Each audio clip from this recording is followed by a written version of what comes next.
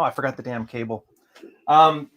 It goes into that topic when you were saying how to not telling people how to live, but teaching them how not to live. And that kind of reminds me of the same thing. Hey, morning, guys. Welcome to Red Morning. You got Wine More Please back, carved out some of his precious time for us, and it's going to be a blast. Give a shout out. Morning, Ryan Stone's channel. Also, not by choice. Literally everything's canceled. So this is the best thing we can do right now. Yeah, I figured for some comedic effect, I added toilet paper to the shenanigans behind me.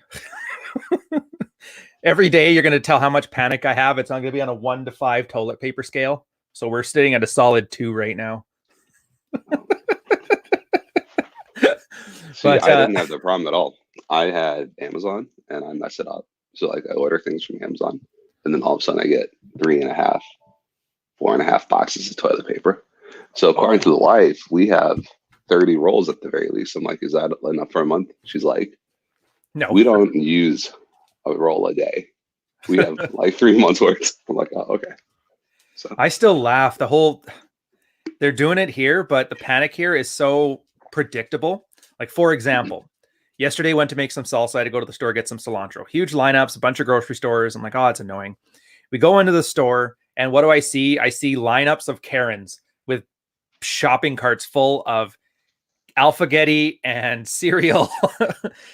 Meanwhile, I go to like the dry goods. I see these like giant bags of rice. They're just stacked up high. There's huge pallets of potatoes. Nothing. Like anything you can't cook, people are screaming and stealing off the shelves. Cultural differences. Go to an Asian grocery store and see how much rice they got.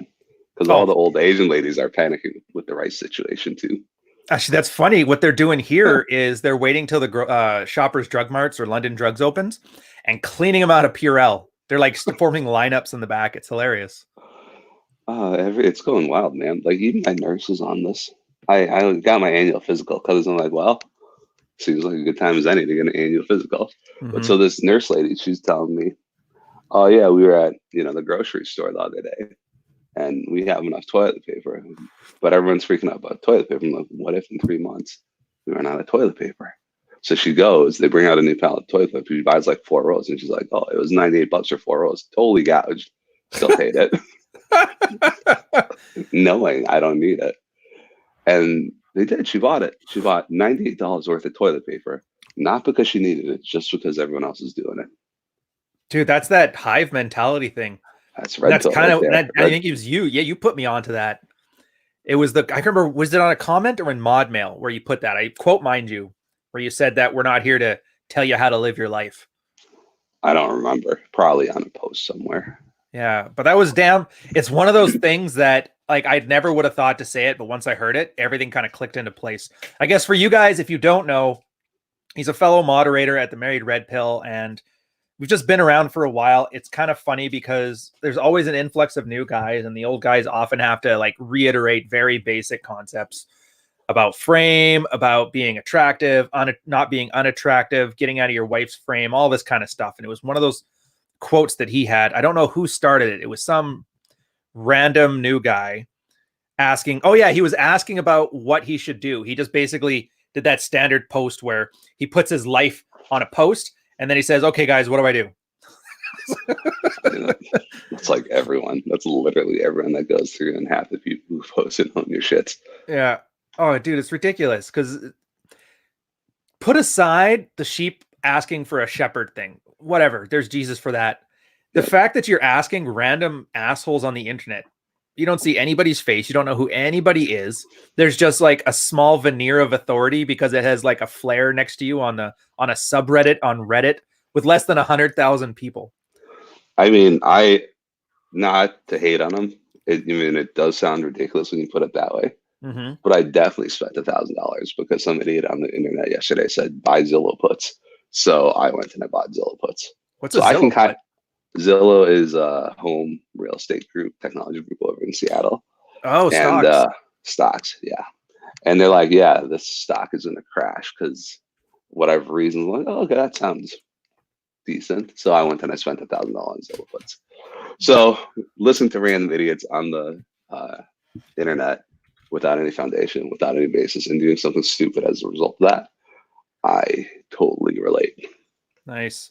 See, And as long hopefully I as make a bunch of money. So, you know, whatever. And I'll be like, well, that's the thing. And you know what? You're one of those guys, you actually earn money. You actually have success in your life. So for you, it's kind of like a no big deal. You'll bounce back, whatever. It's not as yeah. if it's not as if this is his only paycheck and this is what he's spending it on: toilet paper and real estate. This is my Roth 401k Ah, where I'm trying to lever up and make a bunch of tax-free money. So, okay. So like our TFSAs. Yeah, those are nice. no, so I don't know what your TSFA is. I don't understand Canada. Tax-free savings Never account. It's post-tax money, but once it's in there, there's no capital gains or taxes on it. exactly like that. So yeah, but yeah, so we're trying to make money there because you know it's post-tax, and anything post-tax doesn't matter. Yeah. So yeah. So that you're right. This is like it's not gonna to lose $1,000 is not gonna mean I have to go sell my ass on the street or something like that. So. True. And I got to admit, for the first time ever, I think I've made a smart financial decision. Like I'm the guy who like didn't invest in gold in 2005, but went into like real estate and banks. Like that's this guy. So I have, and it's mostly because I just trusted my advisors, and obviously they sold me the stuff with the highest fees attached to it. So they made a killing off it. Great for them. I finally got a bunch of money that had been having to logistics problems. Anyways, it's like 100 grand. And I'm like, the guy, as soon as it got into my bank account, he's like, yeah, let's start talking about investing. This was last year. And I'm like, you know what? I don't trust you. I'm going to sit for a minute and wait for it. And right now I'm laughing because now I'm sitting on like $100,000 and I just have to wait for things to bottom out that got good fundamentals. And it should be a solid investment. You got that Warren Buffett mentality right there. Hoping That's so. right. No, I mean that is the Warren Buffett mentality. The first thing is don't lose money. First rule of investing is don't lose money. And the second rule of investing, if you're going to do long-term investing, is be patient and wait for the opportunities. You were patient and you waited for the opportunities. But the other thing that's interesting about your story is this, though, right? Yeah. Who do you choose to listen to? We're people on the internet. We've got nothing. You had the financial investment people in 2005 who you knew and had a relationship with. And why was their advice any better? It's not. It was worse. Your guys' random advice on the internet solved problems. That's the other thing. And that's helped with Corona essentially because like it's very hard for me. And I don't know if it's just a thing about getting older or what, but trusting authorities implicitly. Because after like the 18,000th time I've been let down, it really starts to sink home that almost nobody knows what they're talking about. Oh, that was such a wild thing that I realized in jury duty too. Can't talk about the trial, but I can talk about being on jury duty. And there's like this 22-year-old blonde chick who just trusts like the police transcripts and the 911 recordings and things like that. And the amount of weight that some people put on there to authority is insane. Whereas like, authority figures. Why do you trust someone with perceived authority? As if they know better, they remember better, or they detail facts better. I want to think it's something innate, like some kind of instinctual thing, because I remember when we had border patrol training, like when you're on a Navy ship, when you go into a foreign port, your port counts as like sovereign Canadian land or whatever your country is. So we'd have to learn to be port security, basically our own version of the police. And you learn the rules of escalation. And the first one is like officer presence. So there's clearly something to just dressing in something that looks authoritative that gets 90% of people to fall in line. Yeah. Which I guess it made sense back when you were just like tribes of cavemen. The guy who had the coolest loincloth probably did carry the most sway and had the best idea on how to hunt. So I can see the point, but we're a little past that now. Yep, we are. I mean, but it's also one of the reasons why I married Red Pill, or why I try not to do anything special for flair and married Red Pill. Mm-hmm. Like, it's on you to figure out how to decipher advice. It's a good point. Yeah, I'm conflicted on that. I remember because we talked about this like a year or two ago. And my thought was it helps guys, give them a quick nod if they don't know anything and they're brand new. At least this tells you, like, if you got two conflicting ideas, maybe give this guy some weight, like as a little nudge. But then again, after the fights with like, oh, you guys may not know this, some inside stuff, like 88 Will. Remember his little temper tantrum over getting Flair? I love that. It's so funny. Yeah, it was so weird, guys. So like Flair was just there to let you know, like this guy's been around a while. He probably knows what he's doing. So don't trust it wholesale, but you know, give you a little nudge and like, hey, yeah, this guy knows what he's doing. And then as soon as that happened, guys instantly started like having fights about how they were owed Flair like it was a trophy or an award, and they were throwing it around like a dick swinging contest. And I think that's where most of the if you guys also don't know, there was like a huge rift between, well, not huge, but there was an ego-driven rift between the Red Pill proper and Married Red Pill. And the whole thing is like guys who would be flared in one assumed that their flare mattered in the other, which didn't. And so everybody was just sitting there having these big AMOG contests. Meanwhile, these just looked pretty childish, almost like my tweets yesterday. Which got a ton of engagement, by the way. Just, you know, if you haven't liked those tweets or retweeted. Yeah, dude, they call me immature in that, but nobody ever called me nobody said I was lying. And nobody said you were wrong. Exactly. Nobody said you're wrong. All right, quick thing in the chat here. A hairy butthole. Oh, that's cute. Do you have any videos of kinesthetics? Kinesthetics, is that like calisthenics but with game? No, I don't have videos of me touching girls though. I'm not Joe Biden. It's out there. 10 steps of Kino videos are out there. Mm-hmm. There's like a series of 10. I watched it at some point. It was interesting. I guess I could always just make a reference. I wonder if the old DVDs of the Mystery Method are out there with like Neil Strauss with the occasional mystery pop up. Because that's what I took way back in the day, like 2006 or 5 or whatever year it was. Yeah. I don't know where they are now, but I thought that'd be absolutely awesome to see those come back out. Neil Strauss with that ridiculous outfit. He always wore like a button-down shirt, but then he put a t-shirt over top of it. That was like his thing. That look did not age well at all. The 2000s. Yeah. Apparently the early and mid 2000s were an entire fashion disaster, according to people in the know. I had no idea. Yeah, me neither. Especially since I remember the 90s had that horrible fashion look, that like retro 70s thrift store look, and then the 80s with giant shoulder pads and talking heads videos. Yeah. Dinner, or was it dog dinner bowls on people's heads? A Devo look. Ridiculous. But there's a thing going on today with the youth of the generation. And I only know this because there was a lifeguard I was talking to. Usually she's a lifeguard. Yeah. But today she was a lifeguard on the stand. And so like, not today, yesterday. But she had a whole bunch of makeup on. Something about like the generation of girls, this generation with a ton of caked on makeup. Oh, so they got the makeup gun set to whore? Oh, it's disgusting. It's terrible. Absolutely terrible. I don't know what the deal is. I wonder. So you know how you always see old ladies? Yeah, I have. But I always just assume, like, you see old ladies who have like caked on super bright colored makeup and they look like clowns. And I'm wondering, were they just young hot girls that nobody told them that it looked bad because they wanted to have sex with them? And then they finally turned like 50 and nobody wanted to anymore, but they still kept it up because it was just routine. I don't know, man. Well, see, I have a theory that all crazy old ladies were just hot young ladies that nobody said no to. And so they got like a warped view of reality. And now they're fighting over toilet paper in the mall. You could ask them. Be like, hey, why do you look like that? Is it because you're hot and not? Or are you just mentally insane? Out of all the autistic openers that I've seen fake ass day gamers apply, I think that one would be the best out of every one of them. I got back to the topic then. I was thinking about when you were saying telling people how to live their lives versus telling or showing or teaching them how not to live their lives. That was the wording. And it's important because you even said yourself the distinction was important. And I realized that's where a lot of, I don't want to say frustration because there's other people and I don't care, but it is annoying to see how many people are just telling people what to do. No authority behind it, and it's just given so freely. And I'm just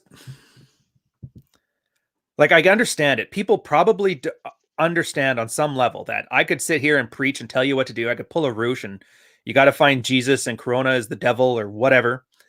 But if something goes wrong, like I'm obviously not going to be accountable to that. I couldn't be, even if I wanted to be.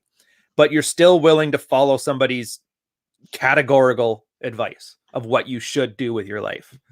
And the only conclusion I come up with is that people were meant to fail, How because deep do that you just want to go seems, into it?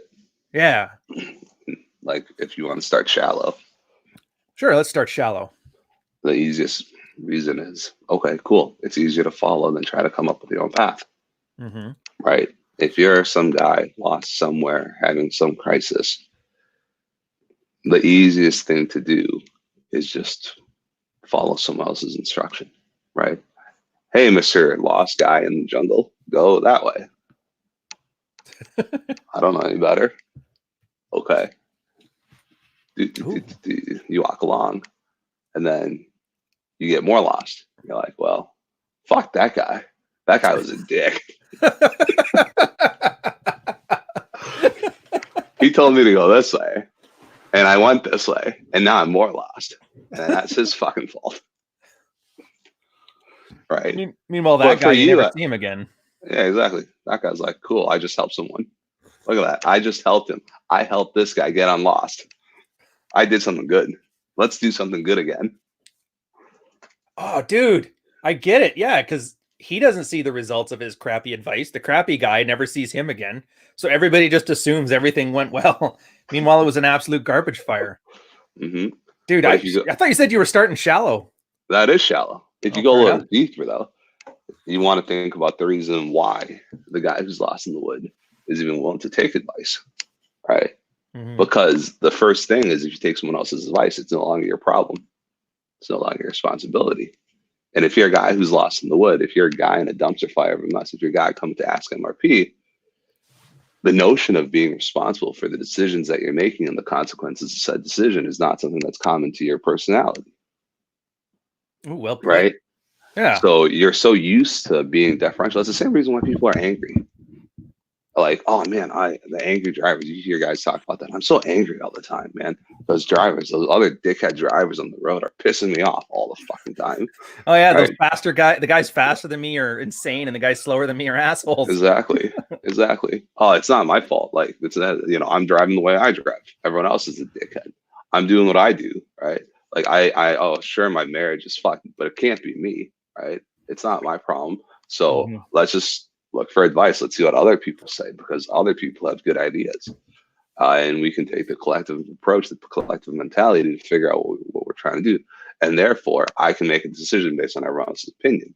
But the problem with that is that you're not actually owning the decision. You're not owning the consequences. What you're doing is you're outsourcing a lot of information. And then based off of that said information, you take what you think is good and then you go and do it. But that is not your decision. Ultimately, that is not a core decision that you've made on your own. Like, there's a subtle distinction between making the information with relevant information. Yeah, it's clear. Do you read Twain? No, I don't read. Because you basically described his short essay, What is Man, when he talks about how nothing is developed in a vacuum. Like, if a man is a train, he used the examples of pig iron. Did the rock want to turn into pig iron? But no, some outside force had to do it. So nothing a man does can be of his own volition. Yeah. That was just kind of interesting, because you basically walk through that conversation exactly the way he did. Yeah. And, we're influenced by it. Like, there's psychology that says we are so influenced by outside perceptions. If we don't,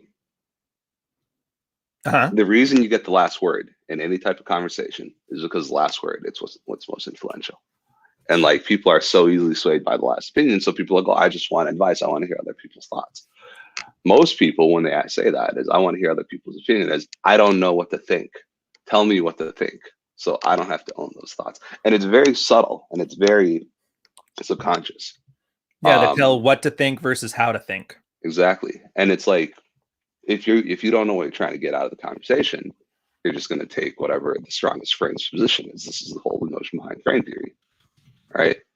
Someone has a very strong worldview, and unless I actively try to understand or interact with that, I'm just going to buy into whatever that person says. And so all these people who are lost and looking for someone else's guidance, quote unquote guidance, probably don't want guidance. They just want someone else to tell them what to do, so they don't have to put in the work of leading. Because at the end of the day, leading is is hard because leading means you have to have ownership of all the downstream consequences. Yeah, I was going to say not even hard, maybe difficult might be a better word because, I mean, let's face it. Anybody who's failed realizes that it's not hard to fail and it's not hard to bounce back. It's just mentally difficult. It's hard to succeed. Success Well, yeah, is hard. succeed is hard. It takes work to succeed. Yeah. Failing is real easy. Mm-hmm. All right, we'll take a quick break here for Sam's $5 super chat, where he says, after the fall of the USSR, a lot of bureaucrats in Moscow were drinking themselves to death while their wives were shopping in Western Europe. Well, if my wife was spending me out of house and home, I'd be drinking too. Actually, I was. That was what brought me to the doorstep partially. But yeah, that was finances. That's a good point. I was thinking about that when you were talking about taking the ownership and doing advice. I have a feeling a lot of guys are financially really like hard done by now because they basically defer to their wife's nesting instincts like that. Because my girl, for example, when we first got together, she was horrible with money, but she did her thing. I did mine. I didn't care. Once we started buying real estate together, then it started to matter. Then did the standard manipulation thing, got angry and I would acquiesce. And that was old blue pill me. And then we ended up with like stuff that we clearly couldn't afford. And that was probably one of the best things about, I think it was you dropping the F-bomb on me. I think it was my very first thing when I suggested buying flowers after that fight. Still embarrassing to think about till now. But yeah, just that ability to say no and take ownership of the house as a unit, even though it's her job and it's her money. Well, and it's like, it's my relationship or my family unit, I guess. Yeah. And so just even though it's your money, no. You want ownership, right? I mean, it goes back to fundamentals.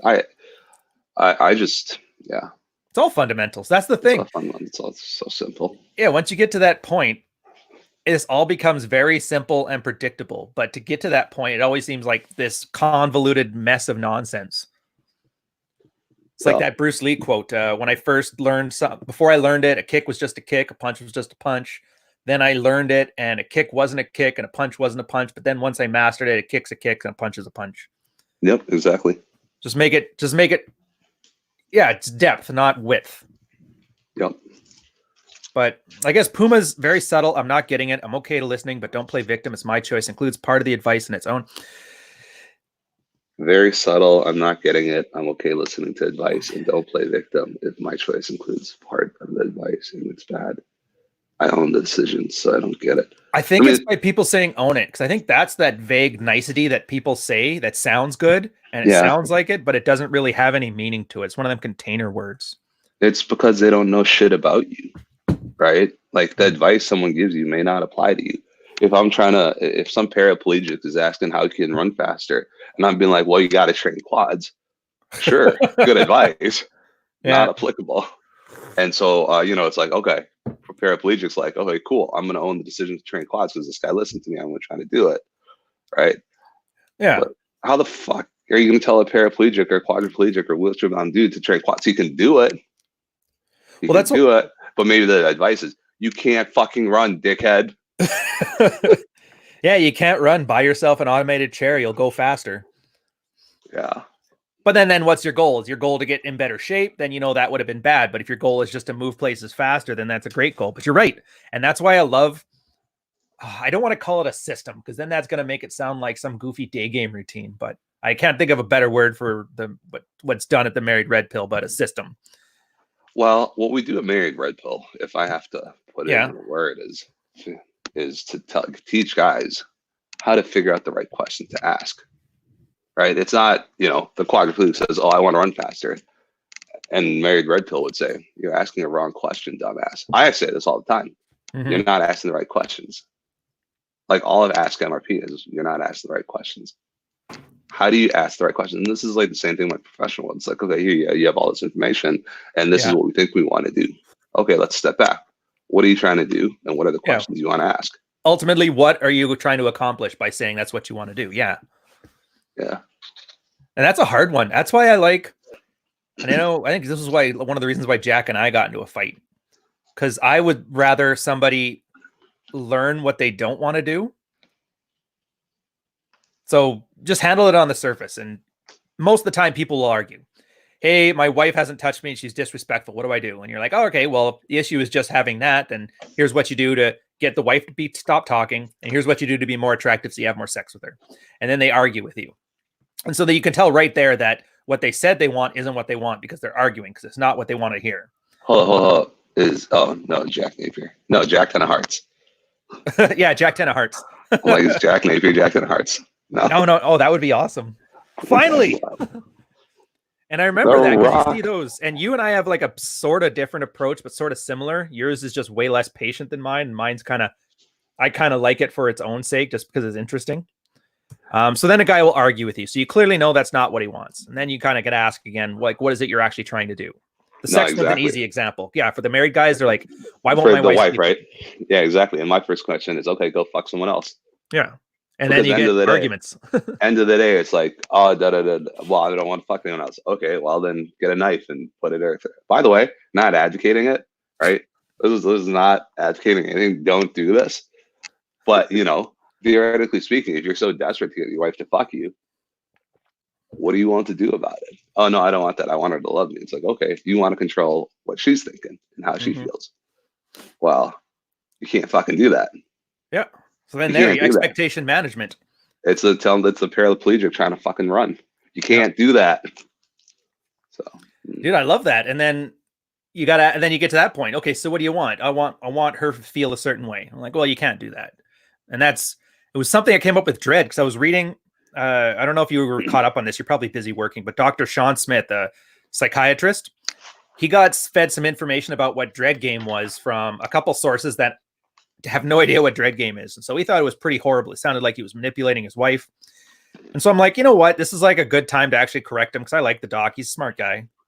And I go reading through our stuff and I realize our Dread stuff is so out of date. Like how the first step of Dread is frame, right? I've never read it. Oh, all right. Well, it probably seems fairly too. But anyways, the first thing is about building your own frame. And then once you get to the end, it's still about telling your wife what you want her to do. And I was like, dude, this stuff is so out of date from how we're actually applying it. Yeah. Because I think you and I agree on this, that Dread is assuming your relationship is already dead. Like if she hasn't had sex with you in 2 years and you guys can't stand each other, the only advantage you got right now is you have a sparring partner, somebody who's seen all of your worst behavior and bullshit for so many years that you can practice. So if it works on her, it'll work on anybody. Kind of like a branch swing, but with an olive branch. Not quite like that. I mean, well, how do you see it? For me, Dread, the whole entire concept is a person learning how to be independent. The wife sort of doesn't matter in the equation, but like Dread in principle is a way to unfuck a mindset. And so like, what's step one? Well, get in shape. Yep. Step 2, go do hobbies. Step 3, recognize your options. Step 4, go and execute on comfort tests. Yeah, exactly. 5, recognize you have better shit to do. If your wife is a cunt, you don't want to be there. Don't be there. Own the decision. Don't be there. That's a deceptively hard step, just so you guys know, by the way. Just telling a guy to leave the house when he can't stand his wife. He wouldn't believe how much friction there is on that. Yeah. Have better things to do. And then it goes back to our initial conversation about owning the direction you're going at. Yeah, there's consequences, right? And she's going to react. But if you want to get out of the house because your wife is being a horrible, mean cunt, get out of the house, knowing that you might lose half your assets, knowing whatever downstream decisions you might impact on. Well, that's what I love, because then your pathway becomes clear. So, for example, if you're leaving the house, and all right, we'll get to yours in a second. I'm just going to put it up. If you leave the house knowing that your girl might take half your stuff, that's fine. And if that's something that really worries you to the point where you won't leave the house, well, then you know right there where your pain point is. So that's where you go talk to a lawyer and you find out, okay, in a divorce settlement, I can live with this. I can't live with this. What's probably going to happen? Like, you figure out what's the worst case scenario and you do what you can to make the worst case scenario something you can live with. So when that time comes for you just to walk away when she's being cunt, you can do it. And you're no longer having that fear of coming back without half your stuff, because you already know what the likely scenarios are going to be. Either she's still going to be there and she's going to be better, she's still going to be there and she's still going to be the same bitch, or she's not going to be there and you've already discussed with your lawyer what the options are and you know what's going to happen and you're okay with any of those solutions. And alternatively, for most guys, there's a subtlety at the later steps of dread, which is if she's not any good and she's not any fun, I'm going to go walk down the road to go see Mary, who is kind of fun, who is kind of sexy, because she's a better way to spend time than you. And you can do whatever you want. I don't care about that. But I'm going to spend time with Mary because I get there, she gets on her knees, and she's sucking my knob. I think that was you're here, top, blah, blah, blah, blah, blah, blah. Yeah. What was your line? It was about cheating. Oh, yeah. If you told your wife, like, if I'm going to cheat on you, you'll be the first one I tell, or something like that. Yeah. I don't think people understand how deep that statement went as far as frame control goes. No, they didn't. It works on, like, so I was with some girl last weekend who's like, oh, I shouldn't be with, this is like a part of my life that I shouldn't even be talking about. It's none of your business, but I'll tell you anyway. So I was with a girl, and she's like, oh, I can't go home with married people. I'm like, I can't go home with married people. I'm like, that's okay. We don't have to do anything you don't want to do. So naturally, we go home, her place. And she's like, well, how does your wife feel about this? And I'm like, one, we all understand wanting to have sex with other people. That's like not a question, right? We all get that. Where cheating messes it up is the lie, the dishonesty. No one's gonna fault you for trying to fuck someone else. Like, it's when you tell someone you're not gonna fuck someone else and you do, then they can't trust you. And I'm like, at that level, it's she doesn't want to know, so I'm not going to tell her, right? And then the problem, what I told her, it's like, if I ever think I'm going to fall in love with someone else, then we got a big problem.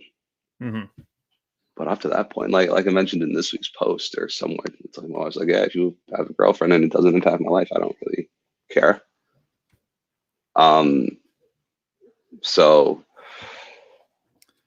it's a very ultimate CAD-like statement. By the way, somebody made an archive of all his old posts. Oh, Jesus. So they're back. People are obsessive. Well, I like it. Oh yeah, I haven't told you this too. So Patreon now, I added another feature where we had we're having a private forum for the guys. It's kind of neat. It has that feel of like Married Red Pill when it was just 2,000 people again. Yeah. But I thought, because we got all this value, all these posts, and people are deleting stuff constantly, and things are getting wiped off the internet. And if you want to find good stuff from like Married Red Pill or The Red Pill, you have to wade through like hundreds of like crap posts. So I'm like, why not try to make some kind of Library of Alexandretta?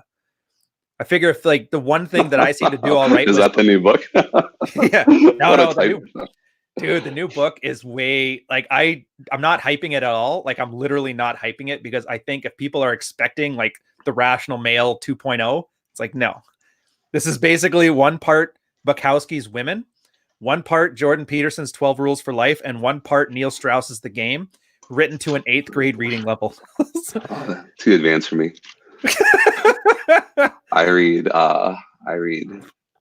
fuzzy animal baby duck books. Oh, you don't just put Baby Shark on repeat and then leave the room for 10 hours? No. I read about the baby animals, how the duck has soft down feathers and you can touch the down feathers. And how the topics of this conversation changed quickly. Okay, quick break. I guess, Sam, we've been making you wait long enough. You say religion is like a virus that starts small and spreads aggressively, then it becomes mainstream and dormant. It's funny you mentioned that because I don't know if you know who Susan Blackmore is. She was a scientist that trained under Dawkins, and they talked about memetics. If you guys know of memes, this is kind of where it started from. And that's where she talks about how genes are a way of transmitting data across, eons. And on a shorter time scale, our social evolution meant memes are doing it. And that's just anything. So, for example, if somebody has to wear sunglasses or glasses to see, other people notice that and the guy can read better. And so that spreads like a meme, or ideas like a meme. And religion seems to be one of those. And I would argue it's exactly what Wine More Please is talking about, where people really like to offload the responsibility over their own lives onto an authority. And I think religion is just it's the best way to do it from like a from a larger social and like tribes, 150 people, a strong guy can keep it in line. But once you get to a certain size, you kind of need larger, deep narratives. And I think that's the purpose of religion. Yep, So, I completely agree. yeah. I will say this though. Yeah. I will say this. If you can make it work for you, right? I mean, end of the day, for me, it's, and you, I think, it's all pragmatism. Yeah. And so if you can offload that ownership and still make it further your own purposes, yeah, I mean, I think that's cool. I have no problem with that. I just don't know how it would work is the problem. Red pill Christians, they're like, my mission is God. Oh yeah, that's kind of like your guilty pleasure, isn't it? Watching those guys contort the Bible into red pill and then hopefully it works.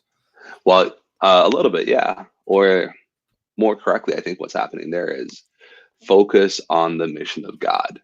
Like we talk about at Married Red Pill, we're like, focus on the shit that you want, so you have your own frame in that sense. But the Yeah. red pill Christians, what they do is they take that message and say, your mission is God and serving God, and everything else is secondary. Like conceptually, it ends up being sort of same, where it's like, if women are not adding value to your mission, which has now been defined for you, Yeah. they don't matter. So they have to give you a reason to give a shit about them, because you're busy doing your own thing. It's a neat little pathway. So obviously then they still don't divorce. So it's just you end up in a dead bedroom with an absent husband, but he's happier for it. Exactly. Because the point isn't, I mean, it's never about the sex or the divorce or whatever, right? It's about that feeling Desire fulfilled. or No, the fulfillment. oh, right? okay. Fulfillment can come from any number of ways. People are not happy in dead bedrooms because they don't feel fulfilled, because they don't feel anyone gives a shit about them, because nobody has anything. They expect something and it's not happening. But what else you got? If you're in a dead bedroom, what else you got going on to validate your life? Yeah, fair enough. It's not for me, but it makes sense now that you put it that way, because I just keep honestly my first impressions of it, and this is probably the worst first impression to have, was that post from our resident Christian lawyer there, Red Curious, where he was conditioning his wife for his touch again, and it was just so like the whole thing just made me shiver. Yeah, I agree. But that's long ago. Like whatever. Yeah, it's not for me either. Yeah, but if it works, it works for those guys, right? End of the day, it's like, I don't care about whether you agree with me. It goes back to the topic at hand. I don't care if I agree with it. I care that you figure out for you. You can figure it out and make it work for you. Does it make you happy? Does it make you feel more fulfilled? I was just arguing with another flared guy a little while on that. He was mad about my manufactured outrage, and he prefers spanking and like aggressive face fucking. Yeah. And I'm like, dude, I don't care if yours is better. Go for it. It's all yours. This one works for me. And then I kind of made a reference to I always pronounce his name wrong. The SF plus, the guy who loves stuff things in his ass. You guys don't know. There's this guy. He's absolutely awesome. Went through a horrible divorce, like anything, like an MRA wet dream kind of divorce. And after that, he just basically put his head down, focused on his mission, and he's all kinds of degenerate. And his big claim to fame is he loves sticking things in his butt. But he's crushing it. So like, good for him, not for me.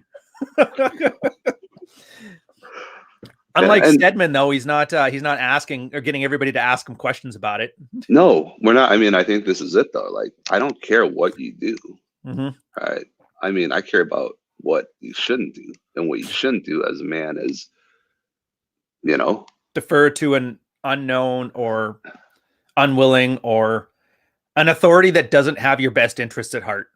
And or if you do that, don't complain. Also true. Like you talk about going back to the red pill Christian people, they're like, this is your mission. Your mission is God. And none of them, if they're like, well, why is my mission God? It's like, okay, because we're telling you your mission God. And if you got a problem with that, then go do something else. But, yeah, you got baptized. Like it's the consequence of your action. Yeah, exactly. So, Look, you made me just enjoy that place a little more. I'm gonna have to go binge read it, I think. I only read it like once a week for their own your shits, and I roll my eyes at that. But do they have those? They do. They're good. They're good. They do it in their little Christian ways. Oh, you that's can't neat. swear on that subreddit. They'll remove your post for it. Oh, that sucks because you know what? I don't want to troll them because they're doing work and I get it. And I would hate to interrupt a guy trying by being an edgelord or something, but I keep thinking back to that Martin Luther quote, you know, the guy who started the Reformation, where Yeah. if a wife wasn't sleeping with her husband, he's Yeah. like, first thing you do is you go in front of the congregation and you call her out in front of everybody. And if she still doesn't do it, then you go sleep with the maid. And I'm like, dude, Yep. if that's Martin Luther saying that, I don't care. Like, come on. They've Short of got one of their the own. apostles, who else do you got? They've got their own Ask RPC subreddit too. So if you want to see dumpster fires from that person's perspective. Oh, it can't be any worse than the Ask PPD one. I don't know. We should do a chart someday. What, another crossover with them? Chart. We'll just do a chart. And we'll diagram it. It drives. I don't know. It's weird. It's like, it's whatever. Yeah, it's the whole thing.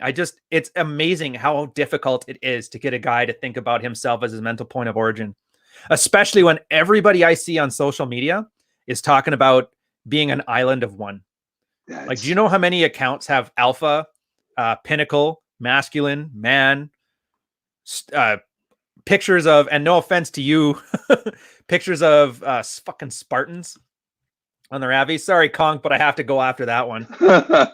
It's like, it's all this feeling like, oh yeah, this is me. I'm the island of one. I'm the man among men. I'm the greatest thing that ever, whatever. And you know, I sit at Lloyd's Coffee House and I'm having beers with Hume. Yeah. But the whole time it's just like this weird, thinly veiled cope. Yep. No disagreement from me. You're so unique and special, just like everyone else in the manosphere. But that's the thing. That's what gets me. It's not so much that it's a cope, but the fact that they're doing it tells you specifically that they know they're not living up to this ideal. So there's a part of them that knows they're not doing it. And I don't get how this convoluted LARPing is a better use of time, other than, like you said at the very beginning, I think with your shallow interpretation, it's just easier to defer to some narcissistic archetype. Yep. Which the Spartans are a horrible one anyway. That empire was ridiculous. They were the first divorce rape culture. Women got everything in the divorce or in the widowship. And after like a couple hundred years, girls had like all the money in the society. And so they were like the main force. And that's partially one of the reasons that Spartan fell. That, and they always considered themselves the outsiders in Greece. And so they never made any attempt to immigrate anybody else or change anything. And they just slowly stagnated. I didn't know that. Yeah, it's really neat when you find out about it. Like, their whole system was essentially that, what was that guy's name? Noah Ravoy, where he just wanted to build a cabin in the woods and go live there and let the world burn around him. Not realizing that, you know, in Athens, guys that are buggering each other in bathhouses somehow still manage to thrive in spite of their degeneracy. And they just kind of sit there and slowly wallow away. Nobody wants to trade with them because, you know, they don't believe in money, and nobody wants to give them ideas because they don't want to hear it. And the wives have all the money, so the only thing the guys can do is go to war, and all their slaves are constantly paranoid about a helot revolt, and they're just assuming that, you know, the slaves that they get on every conquest are what's going to take them down, but they keep adding more. It's like a heroin addiction. Need more slaves to make money because my ex-wife has everything. And those slaves are eventually going to overthrow me. Well, off to war to get 5 more. Oh my God. Only thing I know about Sparta is the movie 300. Yeah. Not enough from that movie. And I think that's why everybody loves it, because, oh, those guys had abs. Abs are manly. Tell that to any power. Tell that to Magnus von Magnus when he's doing strongman stuff. I don't remember ever seeing an ab. I remember seeing a giant beer keg there with a giant boulder on top of it. Yeah, I don't find that attractive, though. No, not at all. Well, that's the thing with lifting, too. A lot of guys are like, I just want to lift and be strong. And at the end of the day, they want to be strong, so it's attractive to the other sex, even if they don't admit it. And Dr. David Buss, Cindy Minson, they've been talking a lot about this from an Evo Psych perspective. And they found from studies that take what a guy, when you say muscular man, you take a guy will show you what he means, and a girl will show you what she thinks it means. And for a guy, it's 20 pounds more muscle than what a girl would think of muscular. So when a girl says she loves muscular men, and then guys show pictures of bears, yeah, why don't you find this attractive? It's because to her, that's like, they're not even on the same wavelength. Yeah, it's just one of those funny little things I've noticed. What the hey? Let's give Drew some for this shade. I like it. I saw that. I laughed. Dude, it's the Doesn't it whole feel thing. weird to It have feels everyone is weird. selling you all the time on how unique and manly they are? There's something Yeah. about like guys going out and proclaiming that they're the epitome of manliness that just strikes me as off. But like I said earlier, I have problems with authority. Yeah. I Well, I don't. have problems with authority that betrays trust. Like you get one shot at me. Military Yeah, betrayed my trust, so no more queen and country. Cops, yeah, they've kind of lost their trust through many experiences. I'm not even just talking about like the Baltimore and American stuff. Like yeah. even in Canada, Montreal cops, perfect example. Montreal cops were horrible. They had ticketing quotas, so they would basically make up rules you broke to give you tickets, so they'd meet their quota to get their funding. And anytime there was like student protests over college wages, there was a cycling event where bicycles would crowd the street and ride for a couple kilometers, 10K, for bike safety, because people kill bike cyclists in Montreal like you wouldn't believe. I almost lost 2 fingers just from a cycling accident there from a car side T-boning Jeez. me. And the cops ended up crashing it, started tackling dudes off their bikes and throwing the bikes into the river and stuff. So these cops had built up all this bad will because, I got bullied in high school. Now it's your turn. And then it turns out the government took a break from paying into their pension because they had to match the contributions. So they're $1 billion in debt for their pensions right now. And so the cops started getting mad. Now now the cops are protesting wearing like camo pants on patrol and that. Surprised that nobody cares. Everybody was like, nah, screw your pension. Where were you when I asked you to stop cracking me upside the head because I wanted cyclists to be treated with some safety on the streets?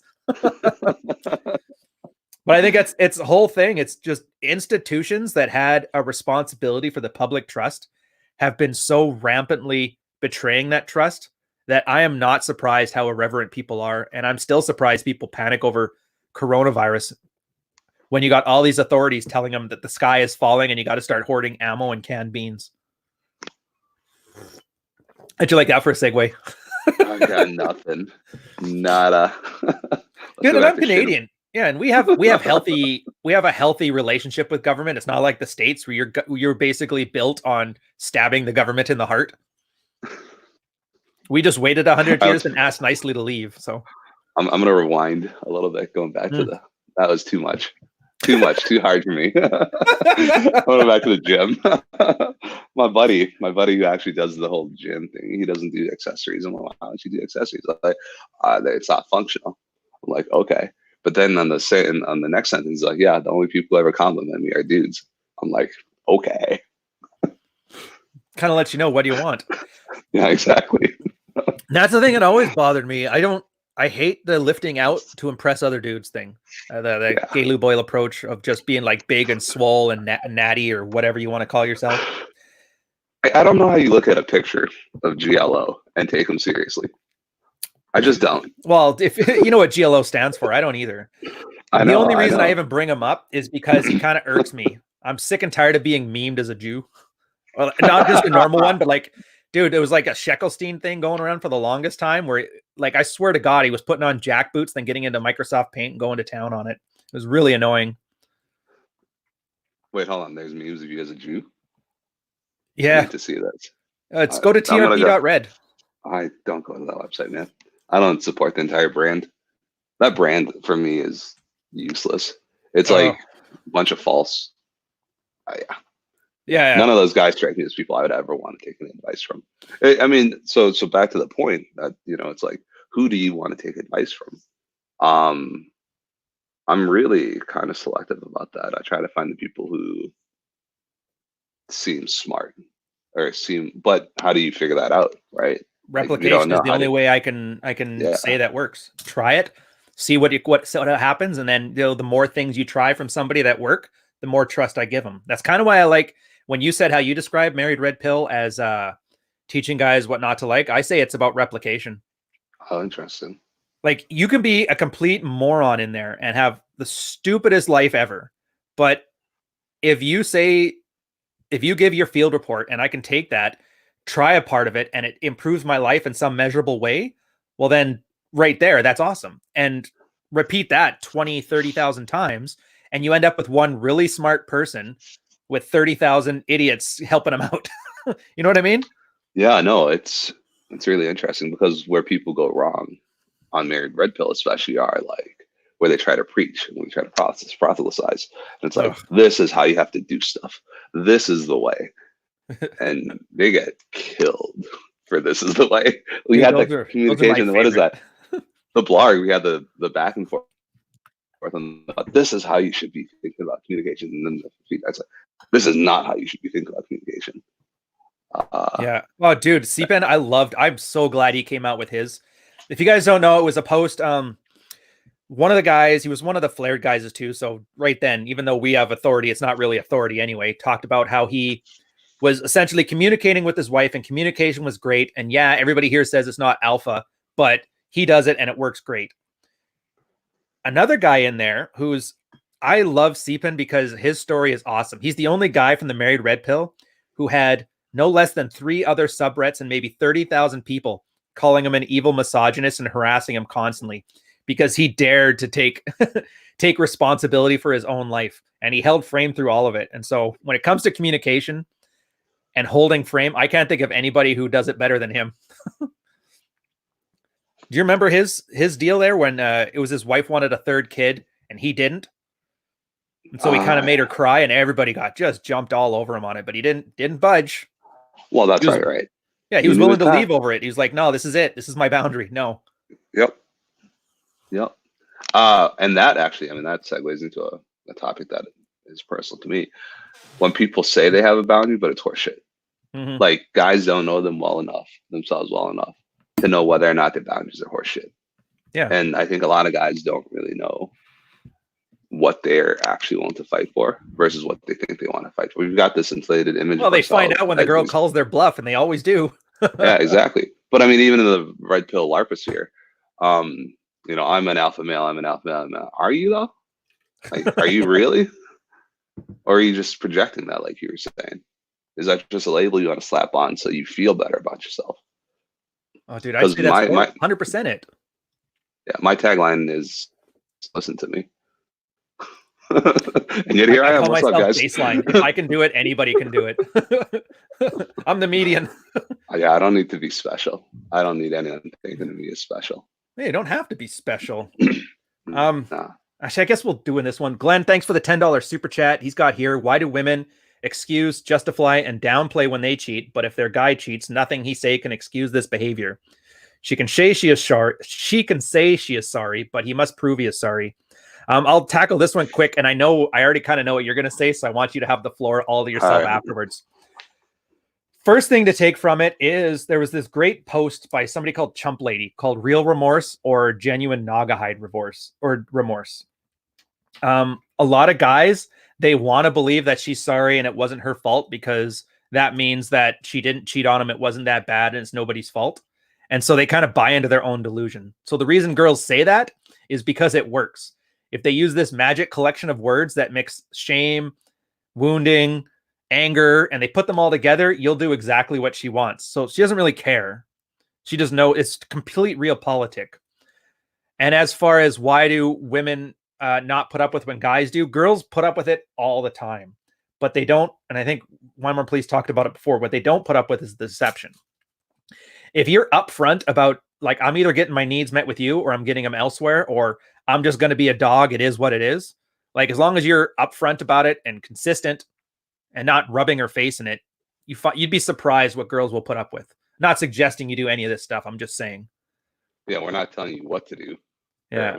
We're telling you what not to do. Yeah. Don't listen to her mouth words. Watch her actions. But anyways, here, I already know where you're going to go with this. So please, here, I'll put it back up if you want it. Sure. I don't understand the question, man. Like, what is this? How can she slap? Yeah, exactly. Right. I don't understand the fucking question. It makes no sense to me. Are you saying like guys have to apologize? You don't have to apologize for shit. You're like, oh, you're upset. I'm going to fuck your mom instead next time. Stupid bitch. Dude, if it gets to that point, fuck it. I mean, men justify their shit just as much. I don't understand why this is like women only excuse and justify. Well, that's because we don't have sex with men, so we don't see men doing it. People here, if they're having sex with men, would be cheated on too. So well, that's a given. I've seen the statistics on that. Gay marriage is open marriage. Open she can hunting say, season. she can say she's sorry, but he must prove he's sorry. I mean, yeah, I don't. I think that's the Yeah, thing. That's back to whatever. authority. Like you're putting the girl as the authority in your life on this one, and I think that's why the question isn't very easy for weak mind more pleased to even understand. He makes himself the authority. So yeah, women can excuse, justify, downplay if they cheat all they want, but you don't have to care. And if you cheat, nothing you say can excuse his behavior. Well, you don't need an excuse. And Yeah. if you make yourself the main, I always call it like the protagonist in your own life story, then this question won't make sense to you either. Where do you think I was going with this one? I thought you were basically going to drop an F-bomb on him. Nah. I mean, this is a guy who doesn't get it. I read questions like this. I'm like, okay, this is a guy who doesn't have frame, who doesn't have understanding of the concepts, who doesn't have that self model. He's not grounded in his worldview, right? Like that entire question is all women are this, poor men that, right? That's the tone that question struck me with, and I just think it's just such a wrong and it's such a weak tone. I agree. Like it's the women bad, men helpless tone. It's like, no. Dude, I couldn't agree more. Yeah, Glenn, and we're not dunking on you here. This is honestly a way for you to do what they call a cognitive reframe. And people are really good at it anyway, so you might as well use it to your own benefit for once. And I know that sounds like the secret, if you just think it becomes real, but a lot of times it's just how you perceive a situation. Going back to the traffic situation, right? People are so pissed about it. Well, drive. I'm driving my own way, doing what I can, doing the whole defensive driving thing, and I'm not worried about it, right? Everyone else can do whatever it is that they do. I'm just going to drive how I'm going to drive. And if anyone else wants to be upset about that, that's their problem, right? But if I'm getting upset because other people are driving ways that I don't want them to, one, I have no control over that. And two, that's not a them problem. That's a me problem. Dude, how funny is this when we were basically dunking on religion earlier, but it's essentially the serenity prayer. Yeah. If you guys don't know that one, it's God give me the strength to endure what I can't change, the something to change what I can, and then the wisdom to know the difference. Essentially, if you can't change it, it's just put it out of mind. Yep. She is sorry, but not sorry. Yeah, dude, I think more guys need to understand subtext. I really do think it's like a really big crux. Too many guys are very systematic and literal with language, and they forget the process under the communication. Like, why is she saying that? Yeah. Well, think about it this way. Why is she cheating on your ass? Yeah. Well, it's just she's doing it for a reason. She's cheating on your ass because, if she gets caught, she's not doing it because she doesn't think she'll get caught. Women aren't retarded, right? She's doing it because at the moment in time, whatever you were offering isn't worth the experience that she was about to have. You're not worth the not cheating. You're not worth the not fucking, whether that's sober, whether that's drunk, whether that's whatever, right? She's willing to risk losing you to go do it. But if she knew, for example, that the moment you didn't trust her, you were gone and you were worth keeping, that would weigh into the persuasion. That would weigh into the, thought processes, because that's what we do. Yeah, I like your choice of words, by the way, too. Not trusting her is different than catching her. I think guys, anyways, whatever. I'll get back to that later. Yeah, and this is like everywhere. If they're not afraid to lose you, if they don't care about losing you, then they're not going to work to keep you. Part of not fucking someone else is working to keep you. So yeah, it's the chase. It's fun. And that's the thing. It always bugs me. Everybody treats this like you have to scare her straight, or like, no, people are afraid of losing things they want really bad as much as they are afraid of a consequence from like a big bad meanie head. What are these questions, man? I feel like I'm being trolled. You know what? You can't pick your fans. It's fine. Jeff, is society doomed to fail due to female mating preferences for aggressive males? Well, for the last 2 million years, it seems to have worked out all right. We went to the moon, so I wouldn't worry about it. Society will be just fine. individual guys may be screwed, but they can't really blame anybody else because this is my biggest gripe with the MRM or the men's rights guys is that almost all of these male problems they complain about are opt-in problems. And most fucking people are married. Like, if you think about it, most guys out there, the vast majority of the people are married. So even if you're in the, 30, 40, 50, 60%, you'll probably get married at some point. And you'll probably get fucked at some point, once or twice. Yep. Thumbs up. And so there's, and there's cohabitation. Yeah. That's kind of becoming a bigger thing now, which I agree. Nothing says you have to have a ring to be in a relationship. There's no law of the universe. Society is going to be fine. I mean, aggressive males. I don't know about that one either, because I think at some point women catch on to the game. Well, that's that whole alpha beta thing where he's really good for feelings. Like thug guy is always fun to screw with, but eventually the anxiety is just too much and he's not going to stick around, and they eventually go find that guy from high school. Hey, I always wondered about where you were. Let's have a baby right now. Second date. I am with One More Please too. It's not so much aggressive males, like that's a factor of it, but there's nothing aggressive about a hedge fund manager that does blow on the weekends. It's just exciting.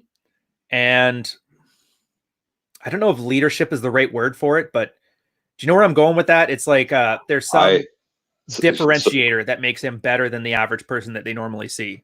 That's what I was told last week. You can take this for whatever it is. I was told, and I get told this by my wife and other people too, but it was like, you're just so confident, almost cocky. You just knew what you wanted, right? Like I was at a wedding, which again, warm social game, not really challenging, but it's like, I'm there, I'm having fun, I'm doing my thing, I'm dancing the dance floor, and I don't give a fuck, right? Interacting with people, doing whatever, and just having fun. That's not aggressive. That's being engaged and knowing what I want out of life. And when there was an opportunity, I knew what I wanted from the opportunity. So I went and went after it. Yeah. I guess aggressive is like a subset of that. The all poodles are dogs, not all dogs are poodles thing. Yeah. So Jeff, I hope that answers your question a bit better. I'm going to follow Puma here with the thumbs up on that one. But I don't like you. I don't mind these questions. Like a lot of the questions, even though like from somebody like you or me, they may sound strange, but I find it fascinating because in the same way the internet is, you spent most of your life like all of us did. You eventually cull your social circle. So the guys you cannot stand, eventually you just don't see them around anymore. So where you are socially, like you're surrounded by good people, I'm assuming. Most of the time, people that you work with or you socialize with are good people and you like associating with them. The internet is this huge back door where the riffraff can come right back in. And so it reminds me that there's like a whole element of the human experience that's not my professionally curated one. Well, yeah. And I don't think they're bad questions, but I wonder about the mindsets though, right? Like the mindsets questions, I think I look at that, I'm like, they're so jaded. It's like women, because they all imply that women are somehow an enemy or an opposing force or some sort of like contrasting force or whatever it is. And I don't think that's the case, right? I think you have a duty to understand that women are not the enemy. It's just life, right? It's not like all women or anything like that. And I'm not excusing all women. There's like self-interest, solipsistic. It's just they're doing what they do for them. And it's what we do for us, man. Like, well, it's what we should do for us. I don't think we do. No, understand the game and then understand how it's and make it go. Yeah, true. All right, Glenn, I think you've already asked this one.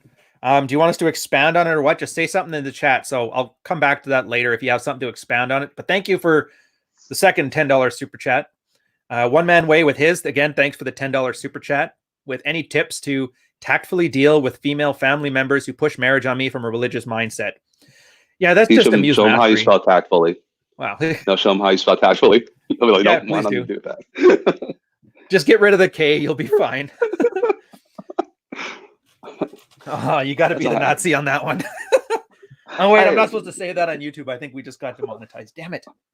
Shoot. Ah, well, whatever. Um, yeah, if they push marriage, here's the thing, and it's the best way I've found to have the mentality of dealing with girls. What are they going to do? Can't fight you. If she fights you, you can just put her in a bear hug and she can't stop you. So you're never, ever going to get an ass whooping by one of your sisters. So at that point, all they can do is talk. So it might hurt your ears a bit. Just kind of laugh. I mean, there's easy tools for this one. There's the Glover one, Amuse Mastery. Yeah, maybe someday. I just haven't found the right one. Answers their question, gets them off your back. So do you know more about his story than I do? About like, is there a person that they want him to marry, or the fact that he wants to get married? Just in general. I know a little bit of his story. He was engaged there for a while. The girl pulled some thottery. He pulled his dignity out, got the ring back, and now he's out there slaying. Nice. He's kind of in a smaller town, so it's harder to run game. He doesn't have the population, but he's making the best out of his situation. Okay. Oh yeah, he's switched on. He's one of the good ones. Cool. He would definitely have the flair. Who pushed marriage? I mean, I understand what the question is. Like, why do they want you to get married? Right? What do they want out of that? Is it because they want? What's their selfish objective? Is it because they think you're a loser? Is it the fact that they're ashamed of the fact that you got hosed? Is it because they want stability for you? You know, I always assumed it's solidarity. People like to have their own lifestyle reflected back on them through the people around them. Well, and depending on what that is, I'd have different responses. I wouldn't, he says tactfully, but like maybe in the next family gathering, show up with 3 girls and be like, hey, these are my girlfriends. We're going to get married. Ooh, that's a good take. Why tactfully? That's a good point. Why do you have to? Honestly, it makes a lot of sense because our Christmas tradition that we had in our family is we get in a big circle, sit around on the sofas where we used to watch wrestling, and we take turns picking on each individual member of the family with all the red button issues we've had for the last 20 years. Dude, that's dysfunctional. and then once we're finished on the circle, then we just go drink and have fun. Now, like all the fighting about Trump or whatever's out of the way, we can just get back to drinking. Not very tactful, but we don't have actual fights. We just have these manufactured. It's like literally wrestling. Like it's not real fights, but the theater is all there. Maybe some manufactured outrage would be good for your family too. Yeah. Why? I think the tactful part is you don't want to hurt your sister's feelings or female family members, all of them. You don't want to hurt aunt's feelings or mom's feelings. Just don't be afraid of hurting their feelings. You're going to hurt somebody's feelings anyway. Yep. What do you want to do? I mean, my question to him would be, what do you want to do? Ooh. Yeah, one man's way. Put it in the chat. What do you want to do? Let's dive down this rabbit hole. That's his question. So what do you want to do? Well, this is a great example. No, this is a great example of the topic at hand, right? Yeah. We're not trying to tell people what to do. We're trying to tell them what not to do. And the what not to do here. Exactly. And the what not to do here is just make, to tell them, the what not to do is to say, hey, I'm going to go get married, obviously. Yeah. Because someone else wants you to get married. And then hiding the batness, another Glover one where you kind of say something, you lie to them so that way it keeps the peace. I think that's another thing not to do. Exactly. And don't be afraid. The other thing not to do is don't be afraid of them judging you. Yeah. Show up with a harem. Or just don't show up at all. Exactly. Just blow the entire question out the water. I like that one. But yeah, it's that reframe. It makes everything make so much more sense afterwards when you realize you don't have to take responsibility for anybody else's emotions or what was the thing? Verbal intercourse is optional. Yeah, exactly. That's one of my favorite posts, by the way, of all time, just for the metaphor. Was it Scorch Sang or Sorcerer King that did that one? I don't remember. Oh, well. Okay, here we go. They're religious. They believe in no sex before marriage, so it's just a lot of nagging. I'm spinning plates and having a great time. Oh, so you just don't like nagging. Why is Dude, that's natural. Like, I don't understand why that's your problem. It's not, but I think I get where he's going with this one. Yeah, so you just want the discomfort to go away. Dude, we used to get this all the time whenever somebody was AWOL or drunk at work and we had to charge them when I was in the Navy. You give them the riot act. Like, we had such high hopes for you, but you know what? Just fess up, do your time. We called it like theater. And every time it would happen, the guy would cry in your office. It's so consistent that I actually was trained on how to deal with a guy crying in your office. Messed up. And they would admit it because they want you to think of them as a good person. Meanwhile, your investigation is shit. You'd have never caught them with anything. So they admit everything. You give them the summary trial. You give them their token punishment, 3 days, 7 days. I've seen some cases where a guy had to go to cells and it starts with a strip search. So it's no joke. And then afterwards, you just realize like, oh my God, this whole time, had you just kept your mouth shut and not said anything, this would have all gone away. And in 15 minutes, nobody had cared. So I think that need to remove discomfort is a real problem. And there's something innate in us about it. I would suggest then, if the problem here is just the discomfort of nagging, is that you got to be okay with discomfort. Or and then that's as a stopgap, like wine more sensitive or weak. I keep getting your two names mixed up. It doesn't matter. Wine more, please. Will suggest just don't let it phase you. And that's fine. And if you can get there, that's great. But if you can't, you just have to understand that nagging is something that's viscerally going to make you uncomfortable. And there's nothing wrong with that. It's natural. Because back in the day, Cave Stacy used to nag about the bear being in the cave. And if you didn't stab it, your family didn't reproduce. So. And then I'll say, if, when I play games like this, when people want to play games like this, I play to win. So if they're uncomfortable with that discomfort, play to win. Good luck, man. Good luck, one man army. Yeah, that's a good one too. This makes so much more sense, by the way, about Glenn. Yeah. His question. Thank you for the follow-up, by the way, Glenn. So I cheated, jumped through the hoops to repair things, but then I found out my wife has cheated on me 3 times, but I'm the dog. Dude, there's so much projection in that. That makes sense. I know. Yeah.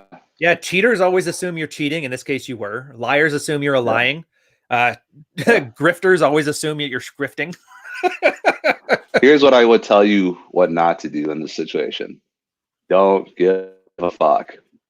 Yeah. Like, you're letting her judgment of you actually matter. I mean, you had sex, you had affairs. Like, I think the problem for me here is you jump through hoops to repair things. When you fuck other women and you do that consciously, and then you try to apologize for that, that makes you look bad. Yeah. You cheated, you fucked another woman because you wanted to. Because she was sexy. Because she was there. Because she was willing.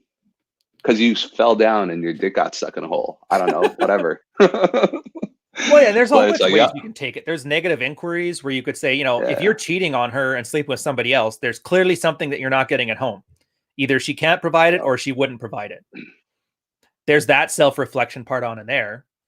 I mean, you didn't know she was cheating too at the time, but clearly at that time, you guys have this hidden assumption that the relationship is solid when it clearly isn't. You guys are getting your needs met elsewhere, and what you have here is just a different scenario. Mm-hmm. But yeah, the whole thing has some dishonesty to it. But I'm with you. He says that. He says, "I'm the dog." Yeah, she's gonna say. What do you think she's gonna say? According to who? Like, what's your? I mean, she's like, if that would have been phrased, but she thinks I'm the dog. I'd have been like, okay, cool. But he explicitly wrote, "But I'm the dog." Yeah, he's buying into her frame. He's buying into her worldview. It's all, the mental model's not there in my world, but whatever. But I'm with you. Yeah. What did you think she was going to say? Well, you cheated. I cheated. I guess it's just a wash and we're both bad people. What girl in this face of the earth is going to admit that she was wrong and she's a bad person? Find me one. I dare you. I will send you $1,000 if you can find me one, other than doing it as a thirst trap. But yeah, that's WMP 100% right. Her judgment is that you're the dog.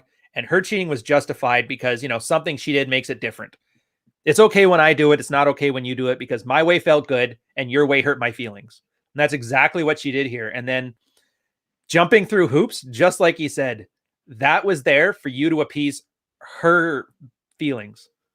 So right there, you're saying that she matters more than you in your life story. And that's, of course, that's why this all thing goes to hell in a handbasket, because you put a cheating hooker as the mental point of origin in your life. Of course it's going to go badly. Oh, he's got that follow up. No, I'm saying that why is it that the standard isn't different. No, it is. No, he's right. The standard is different, and I'll tell you why. Because she has frame and you don't.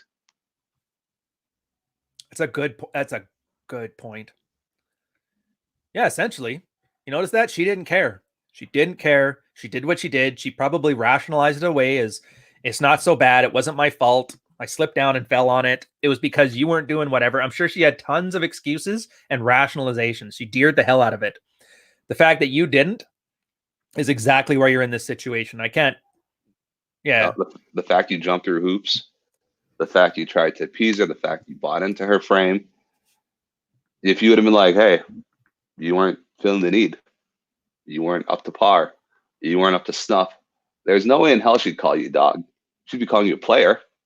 Oh, yeah, she'd get mad, but the actions would still speak for themselves afterwards. Exactly. And I think that's definitely the takeaway. Yeah. Because once you cheat on a spouse, I'm assuming wife, did you say wife or girlfriend? Either way, you know that sleep with somebody else, there's going to be a chance that they're going to leave you over it. Whether it's big or small, irrelevant. You know that there's a chance, and that is now on the table. She could have left anyway, but now there's like a physical reason. If she wanted to leave, now she can leave. Because girls like to have reasons for things like that. Once you did that, you understood that that's on the table. Wife of 13 years. So yeah, you got the itch. You knew as soon as you stepped out of the marriage, you gave her enough ammunition to say, I'm leaving him because he's a dog, even though she did the same thing. And you just need to be okay with that. If she wasn't doing what she wanted to do, or maybe it's just you wanted some strange and whatever, but you knew that this could have been the consequence to it. And you just, be okay with it. I understand. I'm a dog. If you want to leave, there's the door. See you in court. Bye. It's good. I had fun. Loved the last 13 years. Yeah. All that nasty shit I did with you. Dude, one of my clients, we just finished a couple months back. This is exactly what happened. It was 14 years, and his kid just got to high school aged. The wife decided that, dude from soccer practice was more fun than her surgeon husband. He came to me with that exact same thing, that how can she slap? After 6 months with me, we've got it to the point, dude, he's at the point now that not only is he divorced, he's upped his notch count from like 2 when they got married to like 30 in the past year. His game is better than mine ever was. And because he was like this whole time, he was trying to make her feel happy. He was like a nervous wreck. And then all of a sudden he's like, wait a minute, I'm a surgeon. I own a motorbike, and I've basically divorced. So I don't have to worry about, do I want a family? He's like, I already got all that stuff out of the way. I could be a degenerate shitbag now. That's my mid-30s crisis. Oh, dude. And it's not, and that's exactly the midlife crisis. And I know you haven't read Rolo's post on it. He's like, all a midlife crisis is a guy realizes he's worth a damn and starts acting on it. Man. Let's go back to Glenn. Yeah. Let's go back to Glenn. Not that one, but stop the self-victimizing bullshit, you fucking douchebag. Seriously. I read this and I want to slap you. Like, come on. Are you the bad guy in your own mind? If you're not the bad guy in your own mind, why the fuck does it matter? And if you are the bad guy in your own mind, then maybe you should have done something about that before you decide to have an affair. Mm-hmm. Really, really simple, right? Now you just got to live with that. Yeah. In fact, I would just say be comfortable being the bad guy. Yeah. I'm the bad guy in plenty of people's stories. I sleep perfectly fine every night.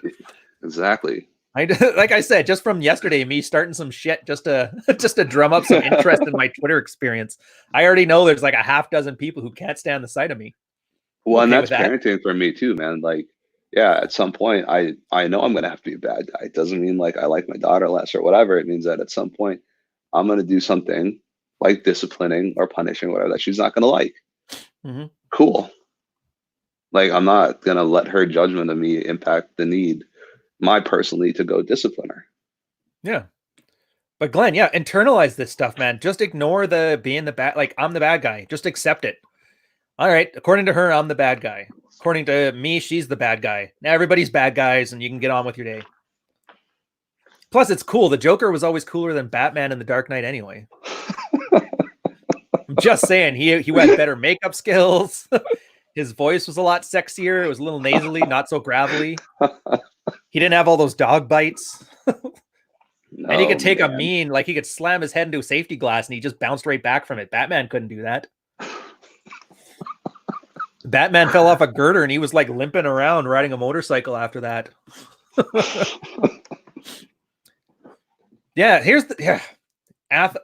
Fuck society. Yeah. What is society? All society is somebody else's frame en masse.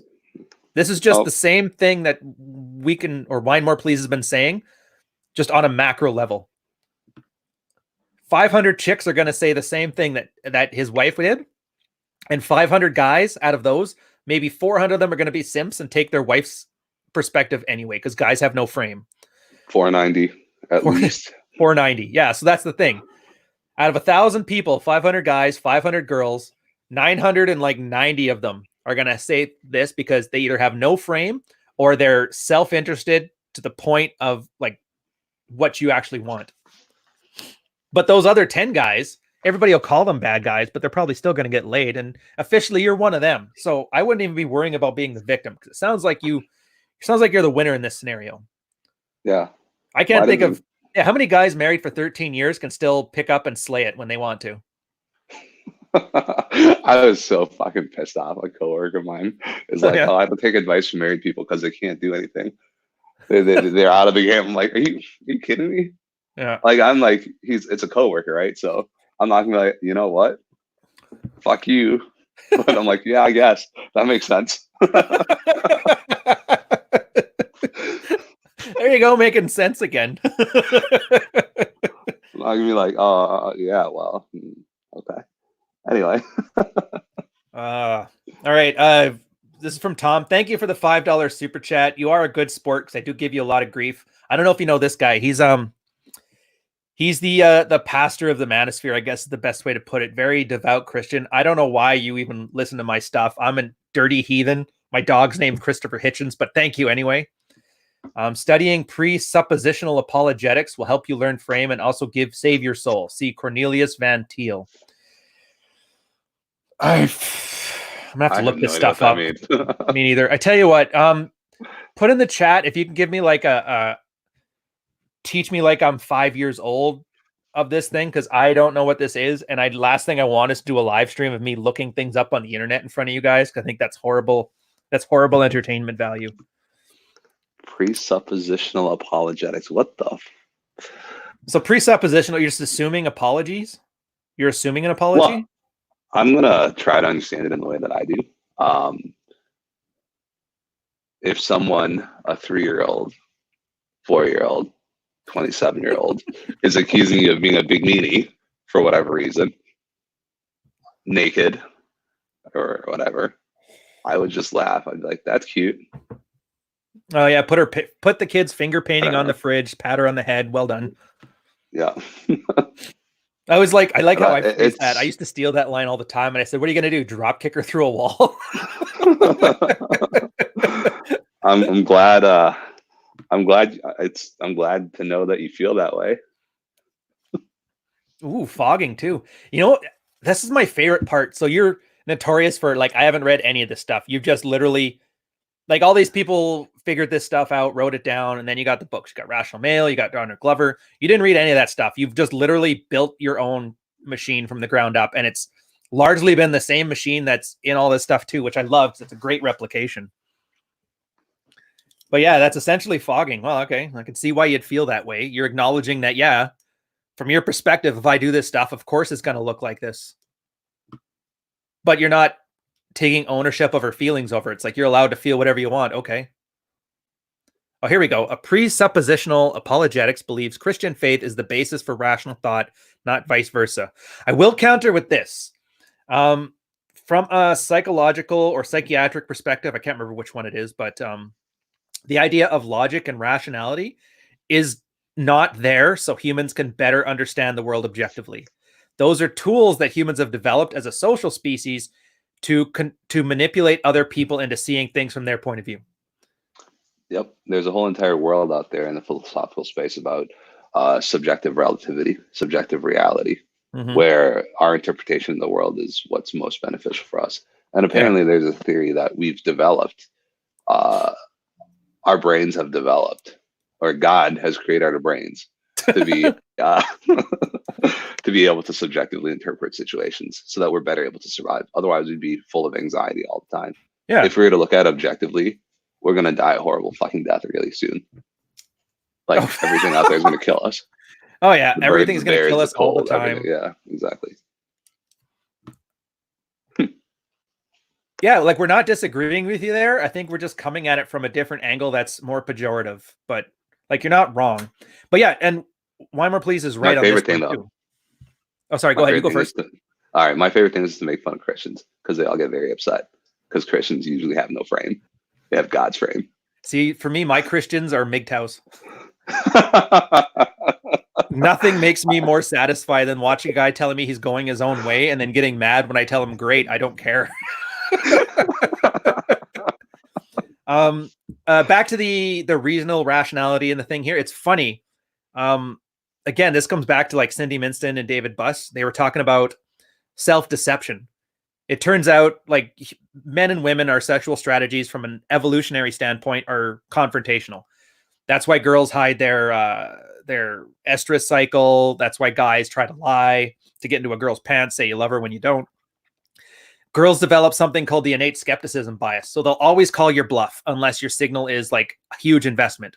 That's why saying I love you has a girl telling you to piss off. But if you buy her a $3,000 engagement ring, then maybe tiered approach, Ryan. This is very interesting. I have this thought. So you say I love you when you're 16, it works. When you're 26, it doesn't work. When you're 26, you say you're so sexy. But it's just it. Yeah, girls don't believe it because it's a very easy to fake signal. It's a natural thing. Now, the problem comes with lying is that it takes a toll. Lies are cognitively hard because you got to remember the lie. You got to be consistent with the lie. And your body language always kind of sells you out because body language is always honest because it comes from the limbic brain. You can't process it. So what people have developed, and this is what you were talking about, is self-deception. If you actually believe the lie, then is it really a lie? And this is where I'm kind of with Tom Bombadil in his rationality and reasonability and logic. Our ability to self-rationalize or self-deceive ourselves into thinking things, that's exactly what, fuck is his name, Glenn. Exactly what Glenn is talking about. Girl cheated on him 3 or 4 times. He did it once and he's the dirtbag. In her mind, she convinced herself that hers was okay and his was bad. Objectively not true, but she believes it with her heart of hearts. So when he sees that, he would normally be able to tell if she was lying, but she looks like she's being honest and truthful, and that's why it's bothering him. But yeah, that's literally her rationality. I'm on the girl side on that because, end of the day, Glenn was a douchebag cheater, so she should have been fucking those 3 guys before him anyway. Like, yeah, but that's the thing. But her rationalization is why that is so meaningful. And that's what got him to be so angry about it that he would talk online with a bunch of random dudes about it. It's a damn awesome adaptation that we've developed. And it's why every time I see somebody bragging about how logical, high IQ, and rational they are, and yes, I get it, rational male, but yeah. That's the first thing I think is like, it's just building a better mousetrap. You're learning how to self-deceive better than the next guy. Yeah, don't do that, guys. We're not going to tell you what to do. Yeah. Well, at least if you're going to do it, pick a lie that benefits you. Yeah. Most guys are doing that. And like, Tom, we're going to disagree on this. I'm going to say following the Lord right now is probably a horrible idea as far as your own self-development. I guess best choice of words. This guy's nerd because everybody I've talked to who's been part of, especially in America, any of those churches there, says at least quarterly, the preacher is up there bitching him out for being a horrible man and how he needs to do more for the women. Ouch. So I don't know if following the Lord, and you want to go to the good book, you want to do what they actually said in Matthew 6:6 and just pray in private and not do it in front of a group of people, kind of like they want you to. That's great. You're probably going to be far better off unless you're live streaming, but that's a Roosh problem. But yeah, so if you're going to believe a lie, pick one that helps you. And I hate to say it, but a bunch of nerds that were raised on feather boas, nail polish, and aviator goggles and picking up chicks have caught on to that more than PhD scientists seems to have. And that always makes me laugh. Mystery caught on to the people that followed Mystery caught on to your own mental point of origin. And I think it's just a wonderful thing. You're making your own lie. Yeah, can you put up Drew's quote? The Lucifer one? Yeah. Oh, so edgy. Actually, what was that's a real argument too. I remember hearing that where it's wasn't the whole reason he got cast out, and it's been a while since I've had like Sunday school and shit, but it was because he wanted to give mankind the ability to make their own decisions and like be independent. and Jesus was having none of that, so he kicked him Yep. out. Yep. That's exactly right. Right. I mean, uh, uh, the definitions that I've heard of, the definitions of hell that I've heard, the modern take of it in modern society is the absence of God, and the devil gave humans the choice to not be forcibly uh, subjected to the tyranny and dominance of God. So kind of like a master and slave morality that Nietzsche used to talk Exactly. about. Look at that. Aren't we Mhm. getting all fancy? I can pronounce Nietzsche. High IQ takes. Okay, maybe we should. 132. Eat it. Yeah. Oh wait, I forgot you. Yeah, Oh, you're the smarter one. You're the PhD math guy. can we go back to the topic at hand, Please do. which is we're not going to tell you what to do. We're going to tell you what not to do. And then what to do. We're not going to tell you to go to church. I'm going to tell you not to go to church. Yeah. Yeah. Go to Yes, church, yeah. guys. It's good for your soul. It's such a social thing. I still remember my grandparents. My grandfather had like a 1960 Chevy. It looked like it was restored, but he just never drove the thing. It was like in the 90s. And they still had that, wear your Sunday best to show off in front of everybody when you go to church. Mm-hmm. I mentioned something once and I got my mouth slapped hard. About not going to church. Well, no, about the Matthew 6:6, how Jesus basically saying, and it was his way of going against like the things at the time. You don't need to go to a church and preach in front of everybody and show everybody how devout you are. In fact, you probably shouldn't, because you're just flexing and nobody cares. I think I'm quoting the Bible accurately here. Yeah, I mentioned that once. She slapped the taste out of my mouth, and I haven't brought it up since. But it kind of brings a point. Like, if you really want to go to Jesus, you don't need to have a building to do it. And you sure as hell don't need a dude who hasn't had a girlfriend since he was 20 telling you how to live your life and handle your relationship, because I don't think they really know. At least from the experiences I've seen, any guy who tells me about their religious advice tends to be wrong. And it always involves doing more chores to win the wife's affection. Mm-hmm. Nice quote you have up on here. Yeah, I'll have this one too. All right, so Conk can confirm that I definitely am misquoting the Bible. So again, don't listen to some random dude on the internet. All right, back to Glenn. Yeah. I mean, this is my favorite article, right? Like, my favorite article. I talk about this in my favorite article I've ever written. Mm-hmm. And the article is called "The Trope of the Beta Male," where the argument that I've put out there is: have you ever considered for a moment that you're a guy who's worth cheating on, that you deserve to be cheated on?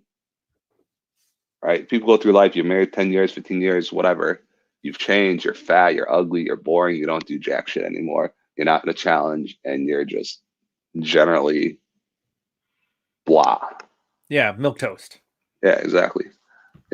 Why would you want to be with someone like that? If you're that type of person, why would you be surprised when your wife is going to step out because there's something more fun, there's something more exciting, there's something better, because you're not worth much to be losing? Well, that would require empathy to put yourself in that person's perspective like that. Right. And don't be like, well, I pay the bills. I pay, I make the money. I take care of the kids. I mean, who cares? Yeah. Oh, yeah. Single moms have shown that you don't need to. Like, it's a good to have, but it's not a requirement. Yeah. Here. Okay, Glenn.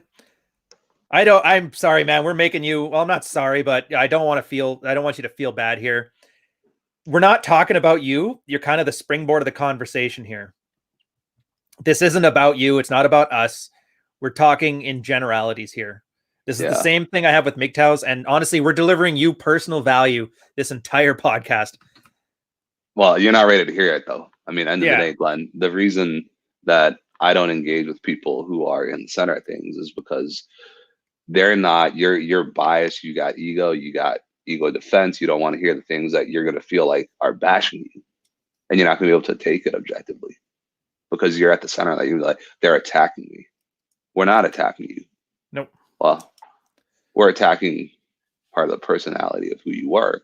But it's like, if you were able to look at it objectively, like, oh yeah, After 10 years, maybe I changed, maybe I got boring, maybe whatever.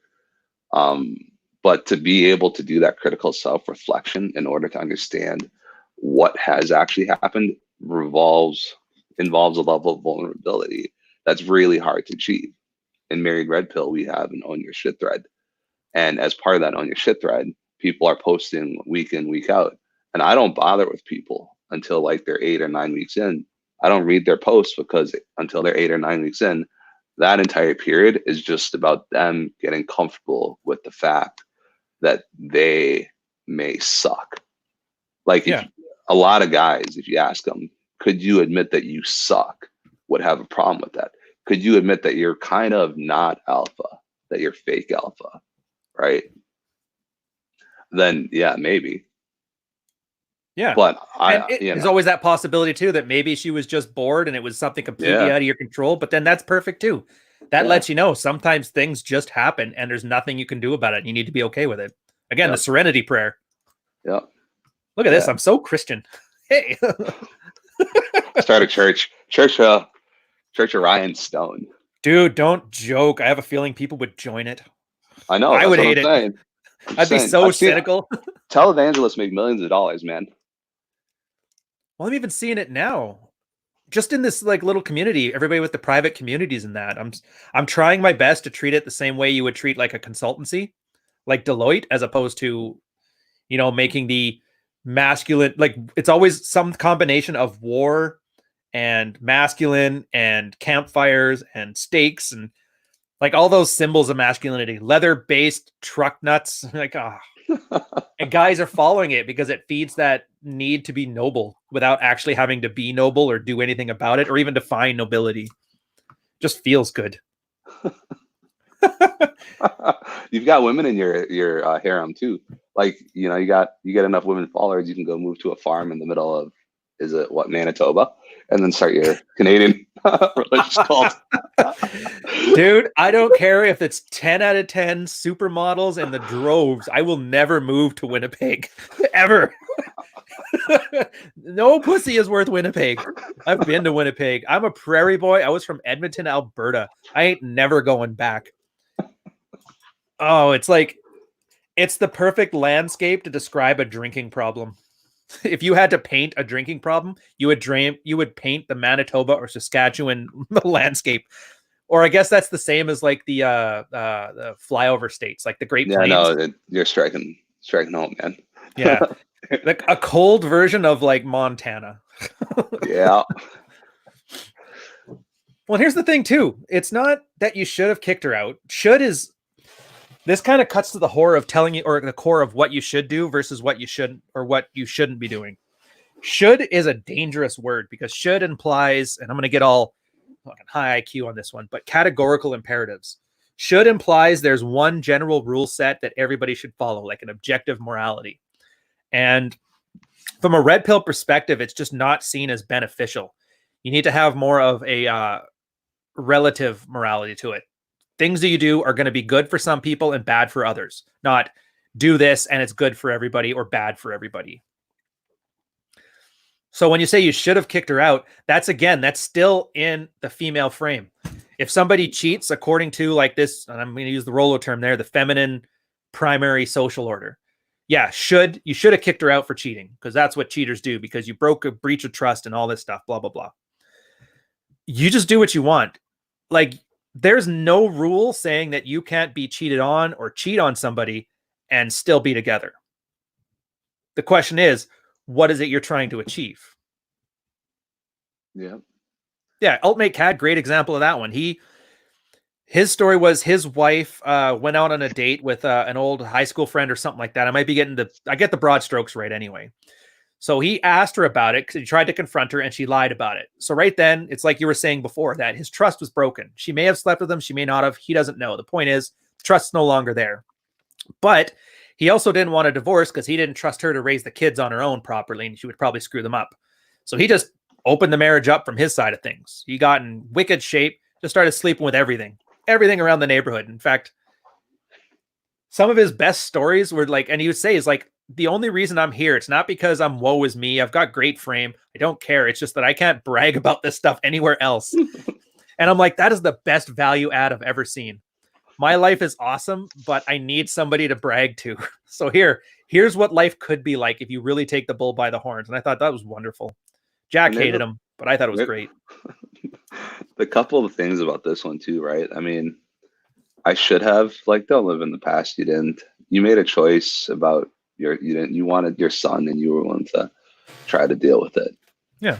You got to own the decisions that you made, even if you think that you could have done something. Take the past and use it to make better choices in the future, but never dwell on the past.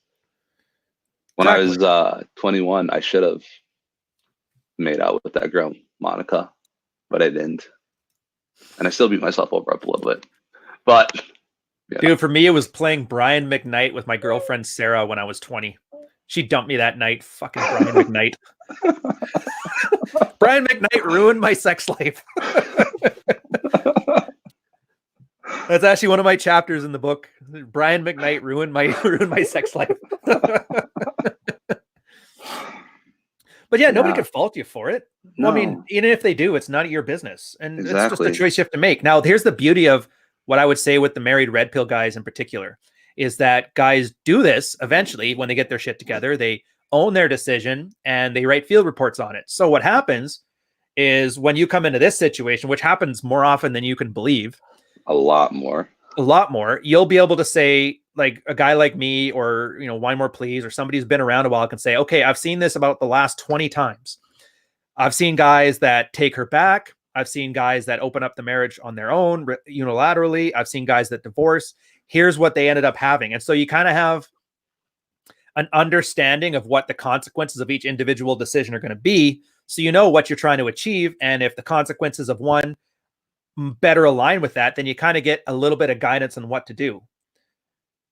But that's the same. It's not the same as telling you what to do.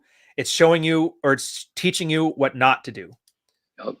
So in your case, you cheat on her. She calls you a dog. Everything goes back to normal. It's like, well, the consequences there are trust is gone. She hurts my feelings. We're still in the house together as good parents until the kid turns 18. I can live with that. That's fine. Maybe it's, I'm going to divorce her. My dignity here. And if the trust is gone, then what's the point? I'd rather the kid has two well-adjusted parents separately than a dysfunctional one together. And you see that working out for you, then that's your consequence. Then you own that one too. But again, there's going to be no right answers. It's just you finding one that best aligns with what you're trying to accomplish. I think that's a pretty good way of putting it. I think I stumble a lot through the words. I think so. And here's the thing though, like, you put this story up on the manosphere, half the manosphere is going to divorce her or cheat on her too, or whatever. Right. And it's like, I'm not in the business of telling you that you should divorce her or that you should cheat on her or whatever. What I'm going to tell you is I'm in the business telling you what not to do. And the what not to do here is don't let other people judge you. Like, I hear your story, and the one thing that stands out to me is you are upset because you're letting other people judge you fairly or unfairly. It doesn't matter, but someone else is passing judgment on you. And what I think you should be doing, what you should be focused on, is not letting that be the case. You should be your point of mental origin. You should understand, yes, I did this. I'm okay with what I did, and I'm living with the after effects of that. And we're good, right? You can call me whatever. I don't feel bad about it, or I do feel bad about it, and I'm already sorry. So you don't need to pile up on me, whatever that is.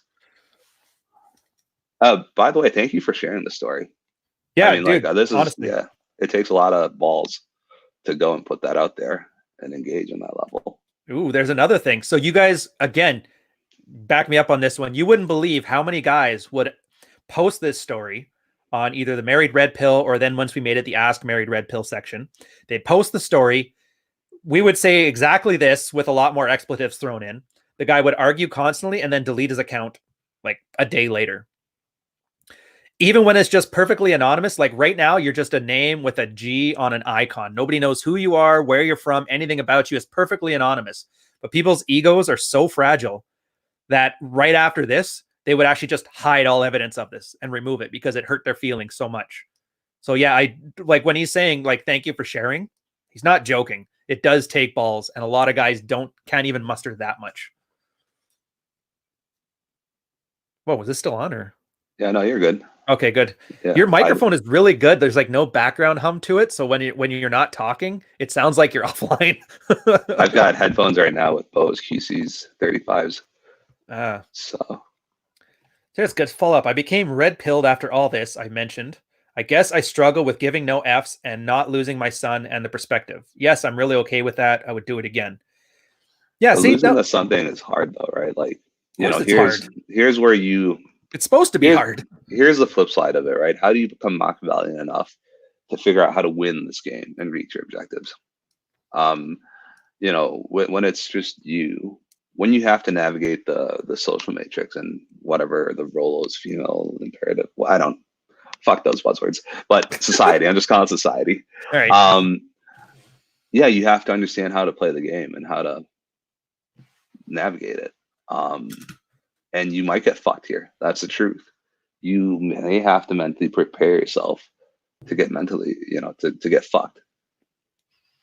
Or at least prepare mitigating. Oh, here's my risk analysis stuff. Yeah. It's called mitigating strategies. If you're going to get screwed over on this thing, then what can you do to move that bar to something that you can live with? If it's custody, and here's a great example I use for guys. I don't know how it works in the States, but in Canada, once a kid hits, I think it's 13 years old, they're allowed to say which parents they can live with. Sometimes, if you're going to be in a separation and the kid is like 10 or something like that, and you want the kid to live with you and the mom is objectively a bad choice, you could either spend $100,000 on court fees to have it mandated by the court, or just be such an awesome dad that he'll just move in with you when he wants to anyway. Because the thing about custody, it's not so much custody means you have to sleep on somebody's roof. It just means legally they're the custodian. They have to live with you, or they're responsible for the behavior and conduct. They're the ones on the hook for things. But that doesn't mean, even if you don't have custody, or it's 50-50, but the kid's like, I hate you, mom, I'm going to go live with dad. Like, you can't stop them. You can't physically drag them back to mom's house and put them in there. So losing your son isn't so much losing your son. It's just losing legal custody.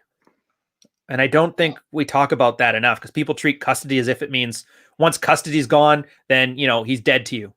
Well, I don't think that's accurate. You're hitting on a great point, because with my daughter, I don't have to be present to have a presence all the time.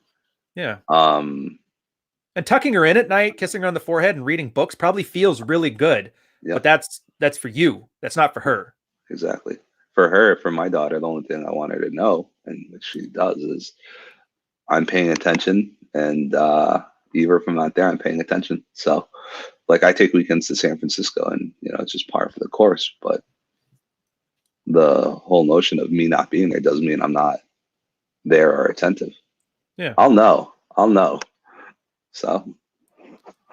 Plus, she's going to be looking up to you. Like, when she gets older, you're the first example of like what a man should be in her life. Sure, yeah. You're the one she looks up to, and so you setting a great example of what a man is the kind of thing that she can eventually use when she starts dating, so she doesn't end up with a soy boy, I guess, for lack of a better term. I was throwing crayons at the restaurant yesterday.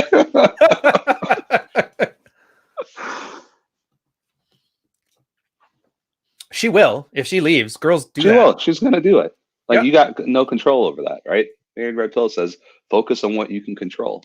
What you can control are your relationship with your son on some level, and your attitude and mindset, right?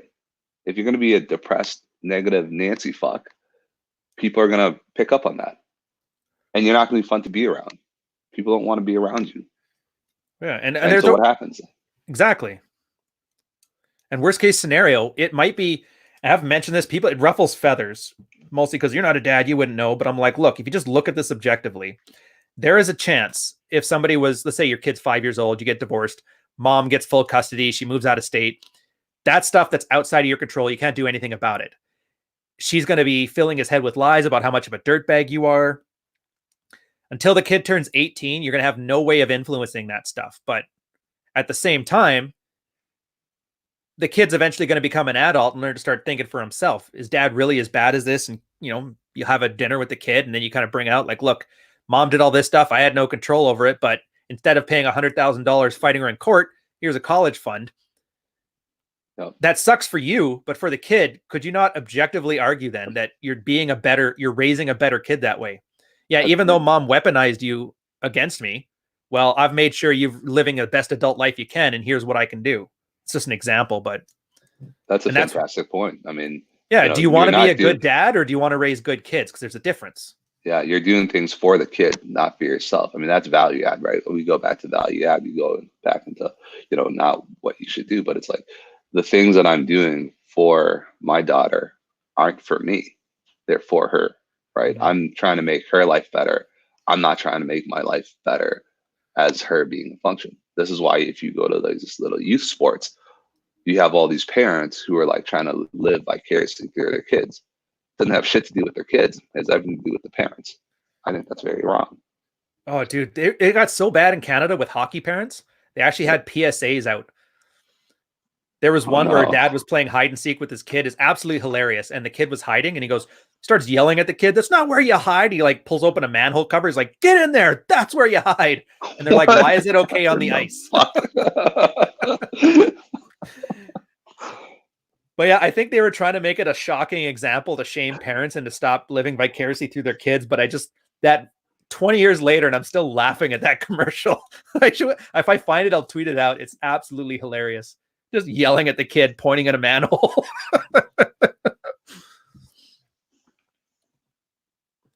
Oh, Aaron, and guaranteed, the same way that we were talking earlier about how nothing a guy does is out of vacuum, it's always from outside influence. Most of the time, if you're blindsided by a really stupid idea that comes out of nowhere from your wife, it's because somebody's filling her head with nonsense. Almost every time. That's why they say, what is the rule? The best indicator if you're going to get a divorce is whether your girl's friends are getting divorced. Because they follow the authority. Well, she got divorced. She's an authority. She's telling me how great her life is off of Xanax and martinis. I guess I should get one too. Don't want to go against the herd. Toilet paper, man. That's why we got a toilet paper shortage going on. I might have to upgrade this to a 3 toilet paper scenario now. 3 out of 5 toilet papers a panic, boys. All right, man. If you get the whole wall filled up, I'll respect you a little bit more. Oh, yeah. Oh, I got tons, but that's... No, I mean, you're flexing on the toilet paper hoard. Oh, yeah. That's the modern gold, right? Like a pool of gold. You got a wall of toilet paper. Oh, dude, it'll be sweet. It's going to be right up there with like my alpha male war room of masculine pinnacle alphaness. Private community, $497 per month. You're going to love it. But yeah, we'll say this. We've switched our strategies. At first, it was not panicking. Like, we can already cook. We just, instead of buying the 1 kilogram rice, we bought the 8 kilogram just in case. Rice, beans, corn. No matter what happens, that's covered. But now we're kind of having a run with the bulls. And if you guys don't know, when you run with the bulls in Spain, the problem doesn't come with the bulls goring you. It's with the guys you're running with accidentally hurting you. So we're kind of, all right, so what kind of stupid things are stupid people going to do when they panic? They're probably going to clean out grocery stores. So let's just buy some extra food. They're probably going to clean out toilet paper. Let's make sure we have a month's supply. And they're going to clean out coffee. So we went and got enough beans to last for the month. And we're like, good. As long as the mortgage is paid, we're good to go. Everything else is handled. And at this point, everything is bonus. Yep, well prepared. Well prepared. Oh, we bought more dishwasher soap and like soap, so we can always wash our hands. And that's basically all you can do to prepare for this. The rest is just everybody's need to know. Like, you guys with that testing, isn't that what everybody's panicking now? America doesn't have enough. I have no idea, man. America's panicking because everyone else is panicking. But like you said earlier, the reality is you're probably just going to get a little flu from this, Yep. and it'll be done. Pretty much. And then the testing is just, if you get it, you're going to know. Yeah. You're going to feel sick. But then if you don't, but it's already before it's symptomatic, you could get, then you're already going to get it. It's going to happen. It's slightly worse than the flu, but we're not talking the bubonic plague, which so far the plague has actually killed more people this year than coronavirus. Just want to throw that out there. The plague is still a thing and it's still running rampant, and nobody gave a shit about it because they don't have a PR department. They're closing the parks. Why would you close a park? That's got to be like the safest place to be. It's around nature. Isn't nature good for your health? Isn't that what people are bragging about? Suntanning your assholes being the best way of good life. Everybody should be out there, spread wide eagle against Corona. Actually, yeah, you're a scientist. Can you catch Corona anally? I don't know. How much ass do you eat? If I rub my eye onto somebody's butthole, will I get sick or will I be okay? That's the question. You will get sick. Guarantee you're gonna get sick. Is it gonna be Corona? No, probably not. You'll probably get pink eye. Dude, good they wiped. I'm actually pretty psyched about this. So I live like right on the downtown core in Toronto, right by the stadium, and every day after 4:30 until about 7, I can't drive anywhere and leave my house because traffic to get out to the suburbs is so bad. Lately, 5 o'clock, it's empty. The traffic jam now is like between 5:30 and 5:45, and I'm like, this virus has been the best thing ever for me to get errands done, and I am thankful for it. There's a cognitive reef. Oh yeah, that's right. Work from home. Yeah, how many people now are finding that they can work from home and get just as much work done in less time? Because I don't know about you, but I know for my wife's work, a lot of her coworkers they feel guilty. They turned out their 8-hour workday that's always swamped and they're always super busy. They work from home. Half the meetings that they used to have that just sit there and everybody talks for no reason don't matter anymore, so they don't take them. They get their entire workday done in like 3-4 hours, and then they go through that phase where they feel guilty for the other 4, so they kind of just do make work stuff and like play around with spreadsheets or whatever. But yeah, people are finding out how much of their time they're actually wasting now that they don't have the consistency to waste it on. I'm less productive actually because those little things, the interpersonal interactions at work, where you have the 5-minute conversations, that's where all the real knowledge transfer is happening. But you actually have those because you know how to be social. I love those. The water cooler stuff is they called it the grapevine, I think, isn't it? Yep. Yeah, the corporate grapevine was awesome, but almost nobody did that. I think you are the only other person I've heard of that does that when they were at their work. Yeah, it's the only things with them because everything else, you're right. Just do it on your own. You don't need to. Heck, I've had more productive meetings in front of a urinal than I have in any office space. Yeah. I used to joke about that. Direct and to the point. Yeah. I drank so much coffee. I used to go to the bathroom all the time. My CTO would be there all the time. And, hey, sir, how's it going, chief? And this is coming up. And he's like, oh, yeah, we're just talking. And then he would let me know stuff there in the C-suite that I would have to wait normally for like corporate memorandums to come out with. So I'm already in the loop, spread it in my department. They're like, how'd you find this stuff out? I took a piss. So that part's going to be sad, but nobody uses it. So I don't think it's going to be missed except for amongst like high performing people. And maybe Slack is going to be able to fill the gap, spreading memes on Slack channels with corporate, with the people that you need to talk to. I don't know. Yep. I don't know. It'll be interesting to see what happens in the next month, but I think it's going to be neat. I'm putting my money on the not panicking, just base level preparation against stupidity as opposed to the actual virus. And I am going to look forward to what happens when this all comes out in the wash. In 3 months from now, when the panic is done, I want to see all these guys with PhDs, blue checks, the Chicken Little styes. I want to see how they justify this widespread panic. I know they're going to hand wave it away, but I'm just looking for those mental gymnastics. No, they're just going to call it was precautionary. Yeah. I mean, this is all precautionary, right? At the end of the day, this is, it would have been worse if you didn't do it. So. Right. Aaron's here, the awesome one. You know what's funny? I found PewDiePie does that. I watched that one video. Did you see that one where he says just because he's bored in lineups at grocery stores and that, he'll cough just to see everybody else panic around him? I'm like, what a wonderful level of irreverence. And to be fair, if I was in America, I probably would stockpile a little bit of ammo. Not because of the panic or the zombies, but I just don't trust, especially if I was in like Florida, trust Florida man not to start coming for canned goods with a shotgun. But again, that's running with the bulls. I'm not worried about the bull. I'm worried about the idiot running beside me. But it's never guys in the city anyway. That's the ones you have to worry about. Rural America, nobody's going to come find you. No. People are just going to go hunt and chop down trees. It's in the city that people are going to come door to door knocking for free goods, pulling a Rwanda the home game. I know the neighbors of my neighborhood who have guns, so it's important information to know. Yeah. It's good, important. It's probably best then if you don't want to be that guy who's known that you don't flex with your AR-15 on social media all the time to let people know. By the way, if you need ammo, as long as you take me out, all this. Oh man, this is hilarious. What if this coronavirus is just a large global pickup? What is it? PU Underground simulation? Dude, I'm calling it like Black Friday for normies. It's like a Black Friday every day. It's that same panic, that same I must buy things. Like toilet paper. If dry goods ran into a shortage, I could say it's panic because of people being pragmatic. But the fact that toilet paper is the be all and end all, I have a feeling the only reason people are stocking up on that is because they saw a bunch of TikToks of people fighting over toilet paper. And Which they don't know why crazy. they need it. They just know everybody else is fighting over it. Some guy got stabbed over that shit. How do you get Really? stabbed over toilet paper? Yeah. Like there was a fight that broke out in a Costco and some guy got stabbed. And the worst part about it, or the most surprising part, not the worst, but the most surprising part, it was white people. What the hell? I know. I could see doing it over a pair of Jordans, but toilet paper? At a Costco? In a suburb? That's true. Who brings a knife to a Costco? No, it was broken glass. Oh.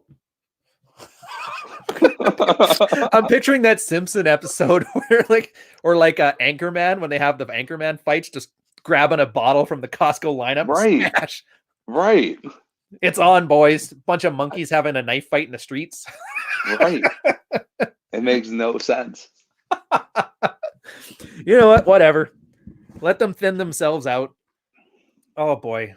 I guess we should probably wrap it up soon. I'm gonna have Rule 0. We're having the coronavirus episode. We're gonna jump on that sweet ad revenue and engagement, and talk more about pragmatic preparation on these kind of things. So we'll see. You're gonna do the whole real alpha stuff. That's awesome. Good on you for embracing the real alpha episodes. Let me know when you start digging that bunker. Oh, dude.